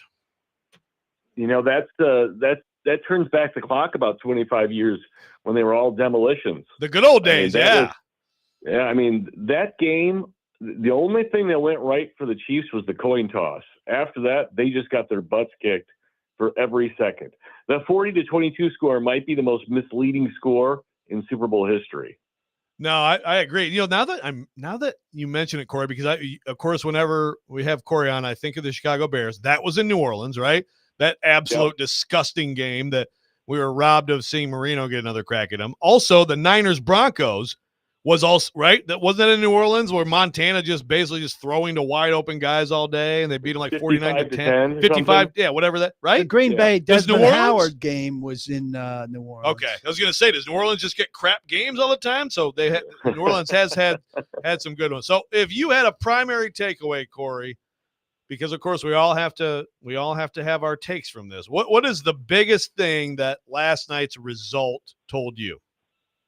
Quarterbacks don't like to get hit. All right. I mean, when you have really good depth on the defensive line who can get after the quarterback, you can neutralize a lot of things. And they lost that Super Bowl the same way they lost the one of the Bucks. And that was the Bucks defense, just like the Eagles defense, just took it to the Chiefs offensive line and beat the stew out of their quarterback. I mean, there's more depth to that. You could talk more about like the Chiefs' weapons. We could talk more about, Jalen Hurts and the Eagles' offensive line, but the Eagles' defensive line and the depth on it just completely overwhelmed the Chiefs in this football game. Yeah, no, I mean, I'm with you. Like quarterback, I said this earlier, but quarterback is, we'd all agree, most important thing in football. Yep. It's the most important thing in American sports. I'd go D-line next. I'd go D-line next, and I'd go O-line after that. And it's close, but it's a line of scrimmage game. It always will be. And the Eagles are dominant in both areas. And I think most people thought they had the best offensive line all year. My eyes have been open to how, and I think they've gotten better as the season's gone on, but the dominance of that front. And then you get, you go sign a special teams linebacker, and all of a sudden he's a star, picking off Patrick Mahomes in a Super Bowl, like the choice, the Vrabel-esque. That's a good point. Yeah. There you Well, go. I mean, let's not forget how well this team is drafted, though. Oh, I mean, yes. You get Jalen Carter when he drops from 1st to 9th. And they did just draft Quinyon Mitchell and DeJean this year. I mean, those guys are good players. They're very good players. I mean, they have drafted. I mean, shoot, they got their left tackle from New Zealand. I mean, they have found after Dillard didn't quite work out, but yes, and they get rid of the bad picks, and send them here. I mean, look, everybody has bad picks, and Dillard is their bad pick. They have a lot of good picks to make up for the one bad pick, and they've done extremely, extremely well. And you're right with Zach Vaughn from Wisconsin. He was a high draft pick who I liked for the Titans, but didn't really work out for the Saints on the edge. And they move him inside, and he's everywhere. And so it's recognizing what guys are and what guys aren't, and putting them in position to succeed. And they've done that.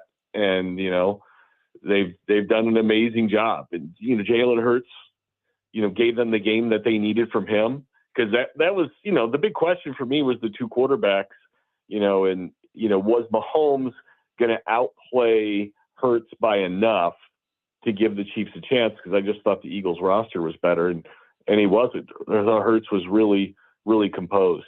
Talking about how good the Eagles roster is, Monday after the Super Bowl for me is always a day I think every team in the league or every beat writer in the league kind of considers how far away the team he covers is from the team that just won it all. We're talking about the offensive and defensive lines. The space between this franchise and that franchise, we see it in the record, obviously, with 3 wins, but roster-wise, pretty damn clear, just the distance between. Though I said, when the Titans had a playoff game, they sacked the quarterback 9 times. And they didn't quite have the same result. Well, they didn't get the quarterback play. I mean, they had a quarterback who turned the ball over 3-4 times in that football game, and Jalen Hurts, did not do that in this football game. That's what makes that football game so heartbreaking, Paul, is because you had the effort to win the game, and you had, the guy that you needed to count on not deliver for you. You had him. I mean, shoot, it was tied when he threw that interception late. I mean, he did the one thing he couldn't do to lose the game. And so you've got to have the guy who, not only can win the game for you, but not lose the game for you. But your defense certainly was good enough to play in a Super Bowl that year. So we would all agree that the main point of this win and what it demonstrated. But are we disrespecting Jalen Hurts a little bit? Like PK said earlier, he shouldn't have been MVP. I think a lot of quarterbacks get MVP in these Super Bowls, and they could have gone to someone else. But I also think Jalen Hurts was really freaking good last night and is really good. And I can't come away from this and not have a better opinion of him to some extent. What about you, Corey? Well, in the moment he hit Devontae Smith for the touchdown, I said, well, he's the MVP now. And really the Eagles defense was the MVP, but you can't give it to the whole side of the football. And, I think Sweat had 2.5 sacks, but DeJean's got the interception for the touchdown. So which one of those guys are you going to give it to? You're going to give it to the quarterback. But he was good, and he was very good in the NFC Championship after being very mediocre in the games before that. And that's one of the things I think about Jalen Hurts right now is you don't get the consistent greatness. You get a lot, you get some very good games and you get some average games from him. And I think that's why there are, questions about him at times. But I mean, he's been in 2 Super Bowls now.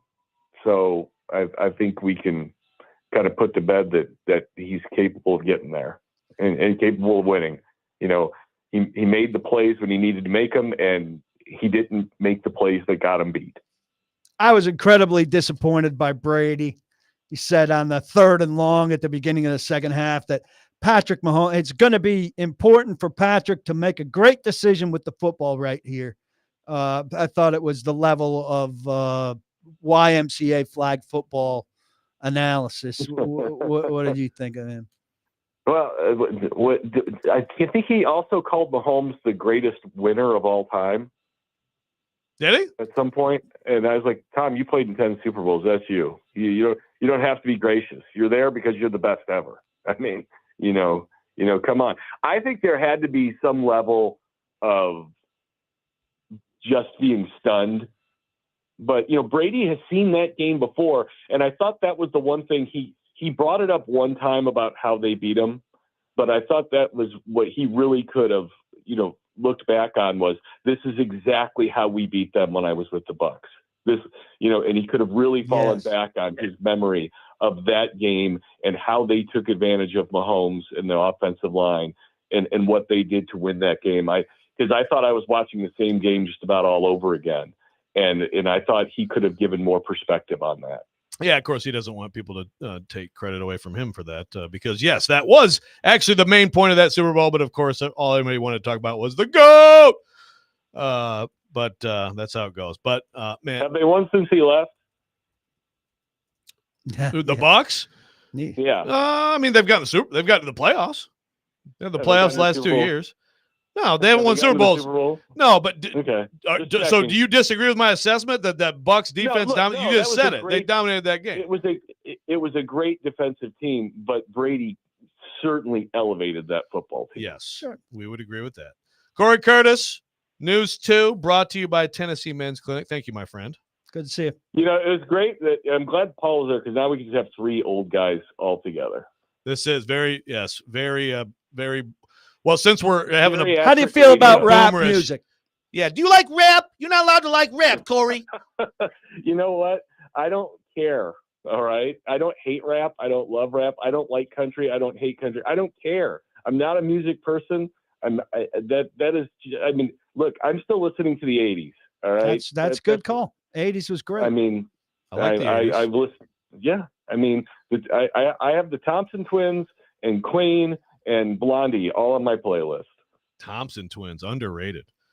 Very good. All right, that's a fair take. Okay, well, let me get you on one more because people are absolutely furious at PK, and I'm here for all of it. So PK is a fake, Chelsea soccer fan, like, yeah, just gonna start wearing Chelsea stuff. But you're not, according to him, you're not allowed to, like, as a kid, love a player on a team who maybe doesn't live in your area and then become a fan of that team. He's going to be with me here. He's a Chicago guy. He roots for Sure. Chicago team. If you're from New York or Chicago and you have all those teams, then that's great. You're from Detroit. I understand. I'm not talking about myself. I'm talking about other people.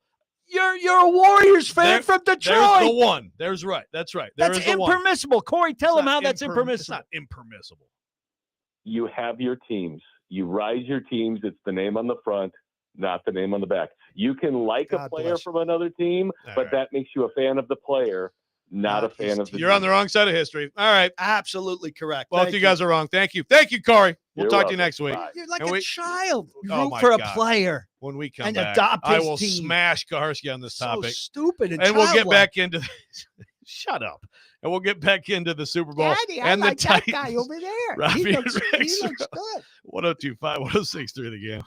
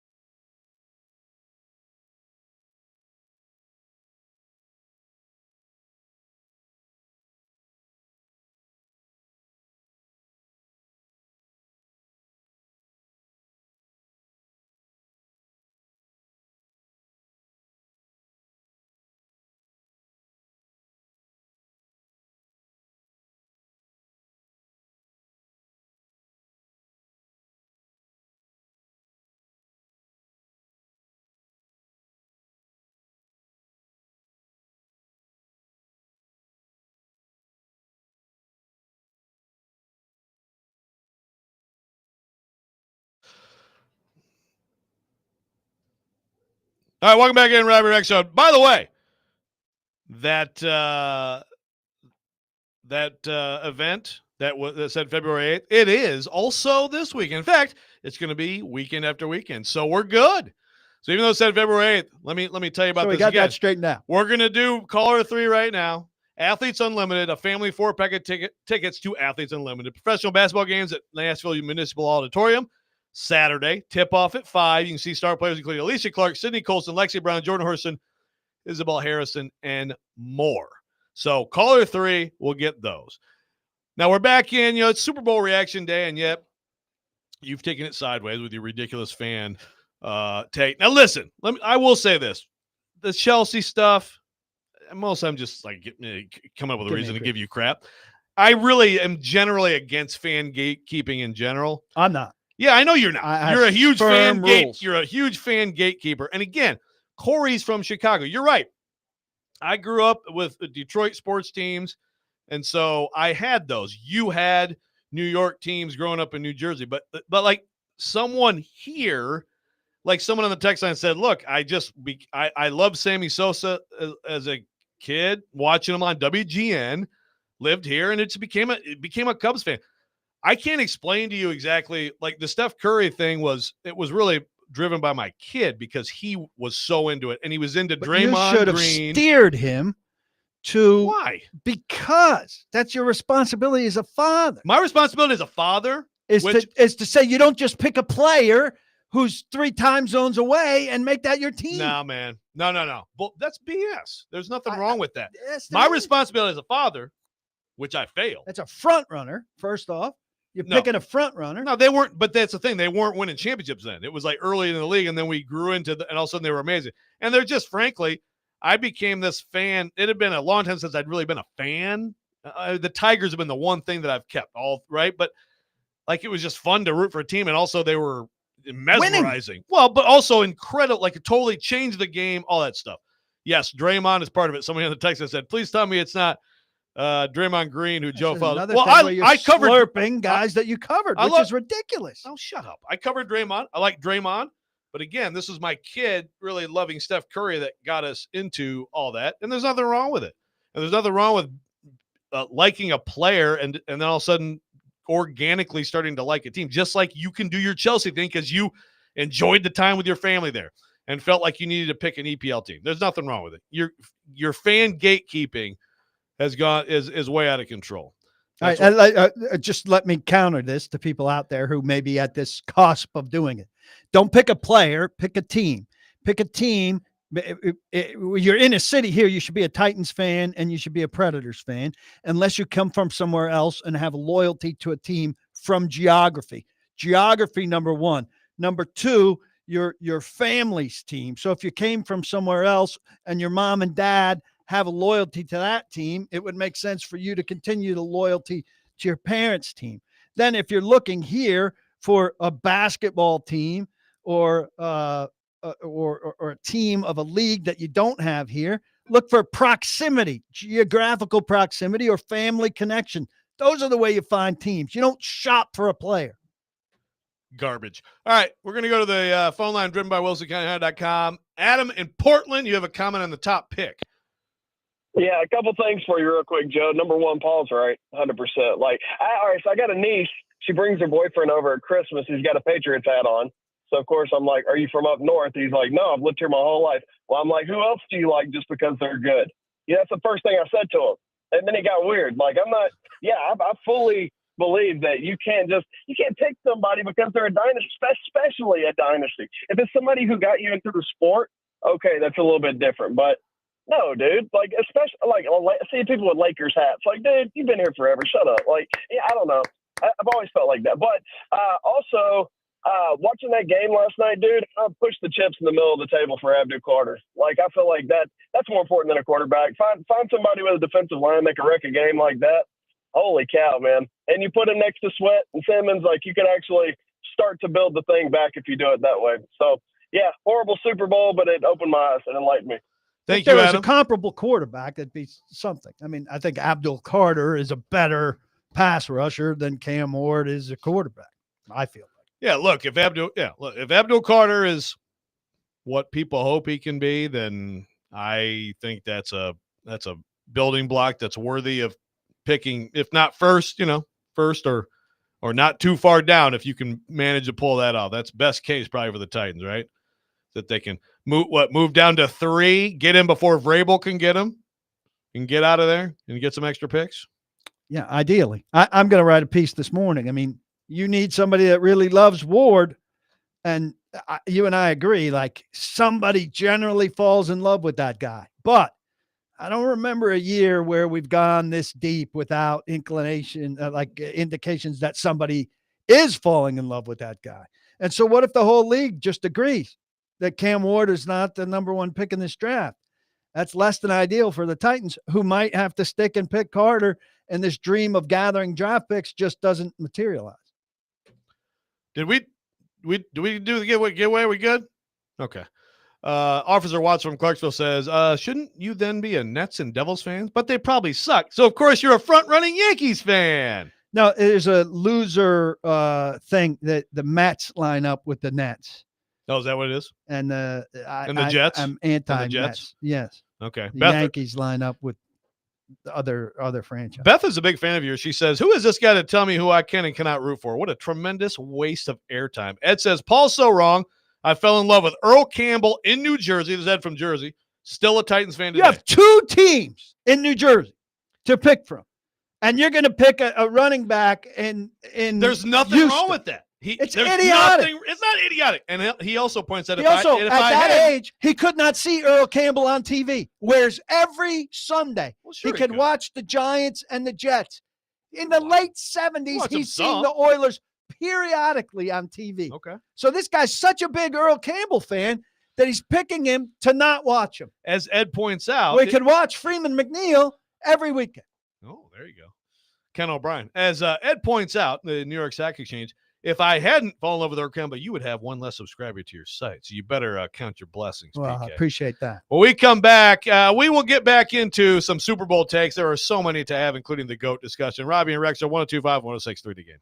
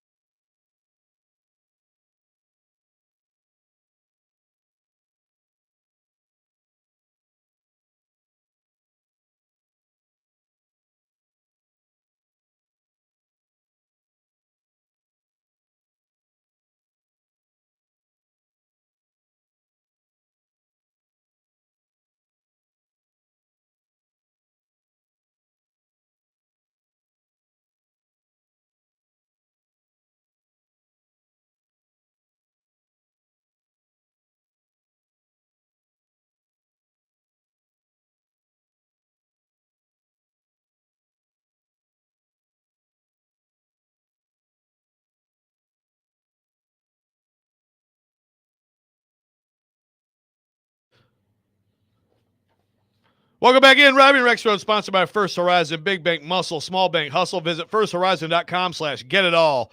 Robby and Rexrode. Paul Kaharski in this week for Robby Stanley. Man, I really need Robby. I need, you and Robby typically just gang up on me. I really need you and Robby to scream at each other about this. Robby, the Packers and Heat fan, the Green Bay Packers and Miami Heat fan from Nashville. I need you guys to sit back, relax, and hear you guys screaming at each other. Johnny on Twitter says, "Can we land somewhere in the middle?" He's from Canada, Western Canada, and he just started rooting for the Preds and Titans. Give me some credit for sticking with this bunch for 27 years. A lot of pain as a fan. It's not like it's a front runner. There's a front runner thing. I don't know about Western Western Canada, so I mean, who knows what's going on in Western Canada for the guy. Yeah, but that's the thing. You are, because some people have a bunch of teams around them. Obviously, I mean, it's natural that you're going to come by fandom geographically, or like you said, through family. But some people don't. They don't have that. They don't have. They don't have family. They don't. And most people have family. They may not have family with a rooting interest in a particular league. All right, well, then we'll talk about exceptions, but that's where we start with most people. Okay, that's where we start with most people. Most people are covered by these very reasonable parameters. Well, you mentioned me failing as a father. Where I failed, and I understand things are going well now, but they're not going that well. Where I failed was I tried my darndest to keep my kids from being Lions fans because I knew it would be nothing but hard. And again, when we came here, I was like, be a Titans fan. And then they got good, and they were good, and the Lions were terrible. Like, this is good. Be a Titans fan. It's a better organization. They've been to a Super Bowl. Do this. You live in Nashville now, be a Titans fan. Well, it didn't take. I mean, it's probably still like his number 2 team, but now the Lions are good. But the Lions are going to never get there. I promise you. They are. It's just what they are. And so this is just, I tried to help my children avoid pain, and I failed. There's some character to be built by sticking with the Lions and enduring things and experiencing what they experienced this year. Yeah, you don't get how bad it is, but that's fine. You're a Yankees fan. You're a front runner. So yeah, I'm a front runner. So on the Super Bowl, I just see you mentioned Andrew Marchand earlier. The Athletic does a great job. He's got a His piece. Headline suggests he's soft pedaling.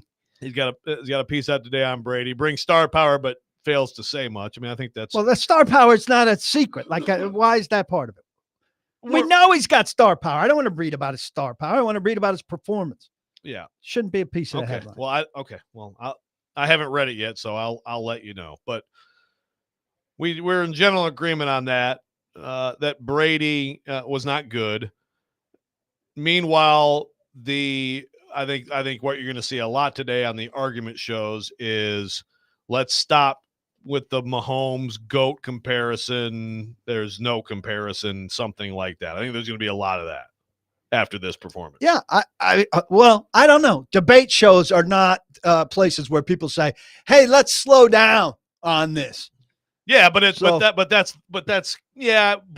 is one of those. You think Stephen A. today is saying, "Hey," he's going to scream and say, "What we need to do is slow down and not reach a conclusion here." But it's more like there will never be a Brady, right? Like that's the take. It's like stop bringing anybody else up. It's no way Brady's the GOAT forever and ever. That's what a lot of people will say.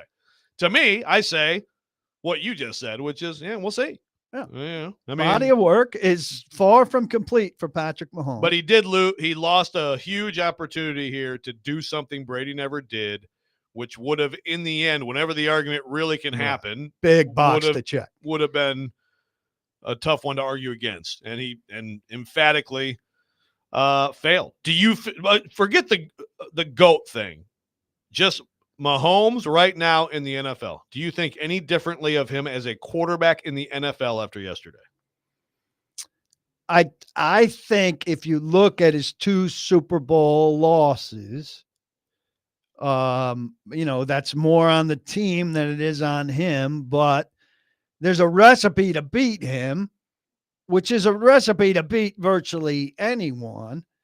Not everybody has the people to do it, but it's out there how to do it. And if I'm Cincinnati or Buffalo or Baltimore, the three teams I think with the best chance of unseating them in the AFC, I'm saying I should have really taken more from Tampa Bay's win over him. And now seeing Philadelphia doing it, let's really emphasize the defensive trenches. Yeah, sure. No, I totally agree with that. I mean, it's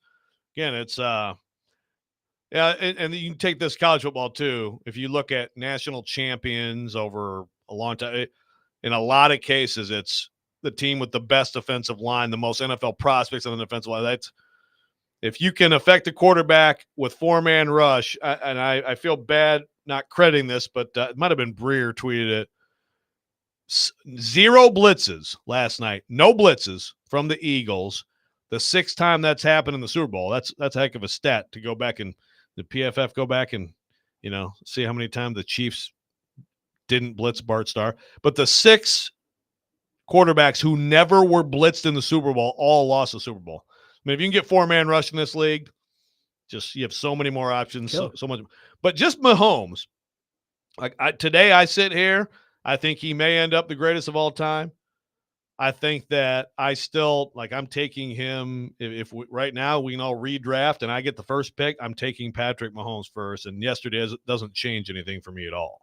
Hey, I don't know that everybody will say that. I don't know that everybody will say that either. I'm very curious. Did you guys talk about this? I'm sure you did. And I heard one guy try to explain it, but it is very, very unusual that the all-pro quarterback is not the MVP. And so that was very interesting. So bizarre. Like, it's the same voters. It's the same voters. So Ira Kaufman, who is probably in trouble with the Hall of Fame because he pretty much let the cat out of the bag 3 hours before honor show that Eli Manning didn't make it. He's a Tampa Bay guy. He said, MVP, he voted that way. He voted all pro for Lamar and he voted MVP for Josh Allen. Saying it's a different evaluation. He said the evaluation is that for him, MVP is very much team oriented, the value to your team, and that he found Allen more valuable to his team, which he thought had less around him and finished with a better record than the Ravens. Better record than the Ravens. And that all pro is strictly numbers. Yeah. More numbers. I mean, at least there's an explanation. I do feel like, and I've heard that, right? That which argument, makes sense, but that's not been applied exactly on any regular basis.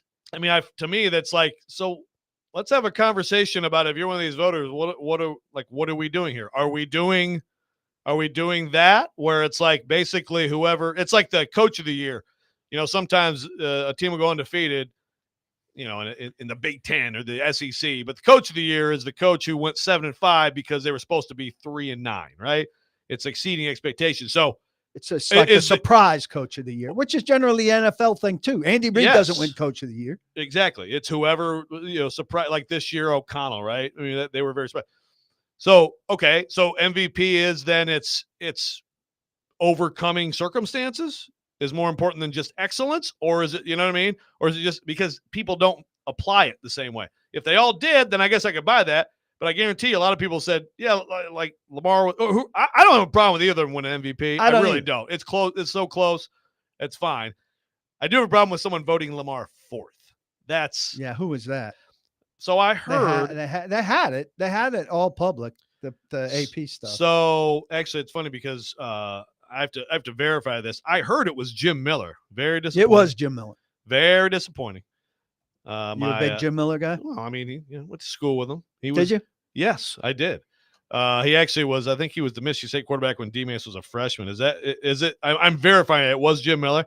It makes no sense. So who did he have? Okay, he would have had Allen. Then he would have had Saquon and Jamar. I'm trying to find this too. Yeah. He went definitely Saquon. He went Saquon. He went Burrow. And look, I heard some people say Burrow should be MVP. Like that team, Look at his numbers. Look what he did. They were terrible, You can make a awful case. defensive. Yeah. But, man, yeah, this quote is New York Post, a quote from Jim Miller. I sleep very good with how I voted. Even if I voted for Lamar, Josh still would have won it. That is true, apparently. Okay, that makes me is feel true. better. But That I makes mean, me that feel shouldn't be better. your case. Like, my bad vote doesn't matter because all the good votes would have offset it. Yeah.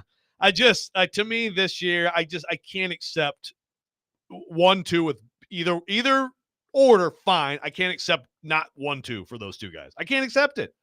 Yes, Barkley was awesome. Yes, Burrow, good job. But I think winning should be part of this equation. And the fact is, he had some opportunities to win games this year that he didn't come through too. You know, it wasn't all him standing there watching his defense fall apart. Yeah, I think you gotta go to the playoffs. It's 1-2. Yeah, like there has to be some level of success as a team, and that's very disappointed in Jim Miller. But you should drop him a text. yeah, I don't have that you close? number. No, I know. Why don't you have that number? Do I have to go to break, Nick? Nick's waving at me to go to break. We come back. We will wrap up this show. We still have people mad at PK. Good for you, people. Keep being mad at PK. Robby and Rexrode, 102.5, 106.3 The Game.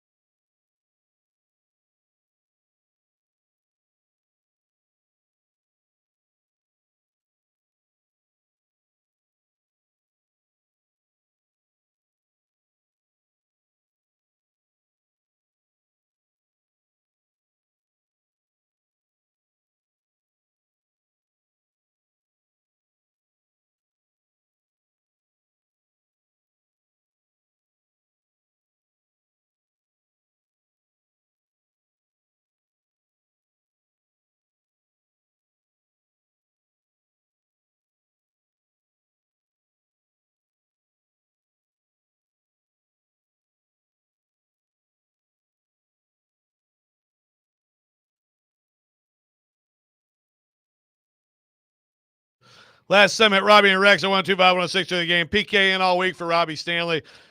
And we may have to yell at you through the week, PK. Read your tweet you just sent out. You lost it. Well, no, I'm just, if you're mad at me because of my fan gatekeeping on Robby and Rexrode on the game, odds are it's because you feel shame for being a front runner or choosing a team based on loving a star. Rooting should be based on geography or family, passed down like an heirloom. Truth hurts. Says the Chelsea fan. Joe, I don't understand in why England. you can't understand this. I don't understand why you can't understand this. You can't gatekeep and then do that. You have to pick. You can't gatekeep like you're gatekeeping and then be a Chelsea fan. What heirloom? My grandfather didn't have an EPL team. Okay, so and there's no geography. Should I root for the team that's closest to America? Is that how I should have picked Paul, it? you can't. I can't root there. If you're this claiming, is international expansion. Yeah, you're claiming that people have to go with geography or being handed down. Okay, well, if that's your take, which I disagree with, fine. Then you can't pick some random soccer team in Europe and be a fan. It's different. I'm talking about the four major American sports. If you're then going to dabble in something international, obviously some different rules apply. Oh, different rules apply to you. Okay, fair. No, to everyone. Good to know. If you want to pick an EPL team, pick an EPL team. That's different. Oh, okay. Dennis has a take. Dennis, who by the way says, "Hey, I'm a huge Liverpool fan for 15 years." Dennis, I'm fine with. Honestly, I am. No, he's not. You can't pick an EPL team under his rule. No, he just said you can't pick an EPL team. What I'm saying though is, if you are going to gatekeep people, I got all these people giving us, for example, on the YouTube chat. They're all making excuses for their having picked unreasonable. Jim says, "I'm 59, born and raised in Nashville. As a kid, he became a Dolphins fan. Big League Designs, grew up in Nashville before we had a team. I liked Eric Metcalf and Bernie Kosar, became a Browns fan." Okay, you're allowed to do that. I'm fine with that. I'm also really fine with EPL, but you can't. You are being a hypocrite.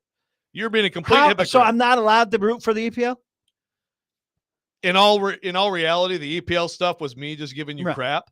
But I don't gatekeep people like you are. No, you can be a fan of. If you turn into a fan, like someone's asking me when Curry retires, you're going to follow Warriors. You know what? That's a good question. I probably still will. No, you won't. I think they get bad.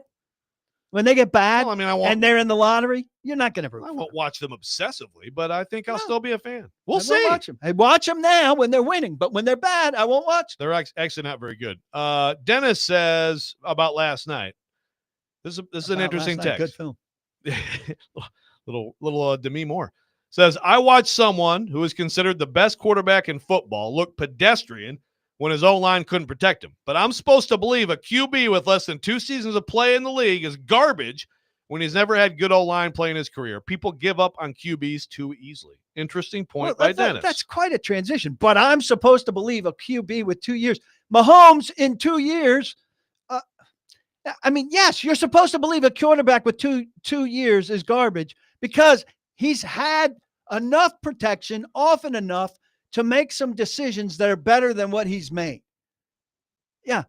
There's enough evidence on Will Levis to not believe that he's a guy to go forward with. Yeah. I think Dennis has a good general point. I also would say we saw enough from Levis that I would not be starting him next year. He would not be my starting quarterback. I'd probably move on altogether. But I think Dennis is right about moving on, giving up on quarterbacks. I mean, Darnold is a great example. There's a ton of great examples. Bryce Young right now may be showing that, people threw dirt on him a little early. We'll see. Again. Okay, we'll see. I mean, the point is overall, I think, a good one. Trevor says, so now that Nashville has an MLS team, do I have to be a fan of them or can I choose a European team? Well, you're rooting for two different sports. If you want to root for 8th level soccer, you can root for MLS. And if you want to root for world-class soccer, you can root for Europe. 8th level? Is that right? In my eyes. Like seriously, 8th? So down there. Yeah, people are really mad at you, which is great. But Jack says I'm getting too wound up. I'm not into fan gatekeeping. I'm more into, again, for me, my gatekeeping was my kids, trying to keep them from pain. Everyone root for everybody, root for everything. I almost need to call Robby this week and get him on the phone. so that you and he can, I never find reasons for you guys to scream at each other, but this is a good one. Keyser says 17% of Americans are now fans of MLS, eclipsing the English Premier League and La Liga, 16 and 14%. The most popular soccer league among Americans, a new YouGov report I'm finds. supposed to be excited that Americans are rooting for the sport that's in their country as opposed to out of their country. I mean, look, you must admit, though, I mean, MLS has come a long way. MLS has come a long way. Like, it's come not a long way. It's a just good a experience. It's a retirement nice league. night out. Yeah. But I like the best. Sure. If I gave you another football league, there's one coming in the spring that they were promoting last night. Are you going to watch it? No, I won't. No. And the reason you won't watch it is because why? It's not the best. Right. Boom. Yeah. I like the best. Yeah. The best isn't in America in soccer. Yeah, I'll just go to another continent and say, yeah, I'm a fan of you. Well, I'm going to root for the best. I want to see the best soccer players in the world. They're not playing here. That's why he's the GOAT. The GOAT.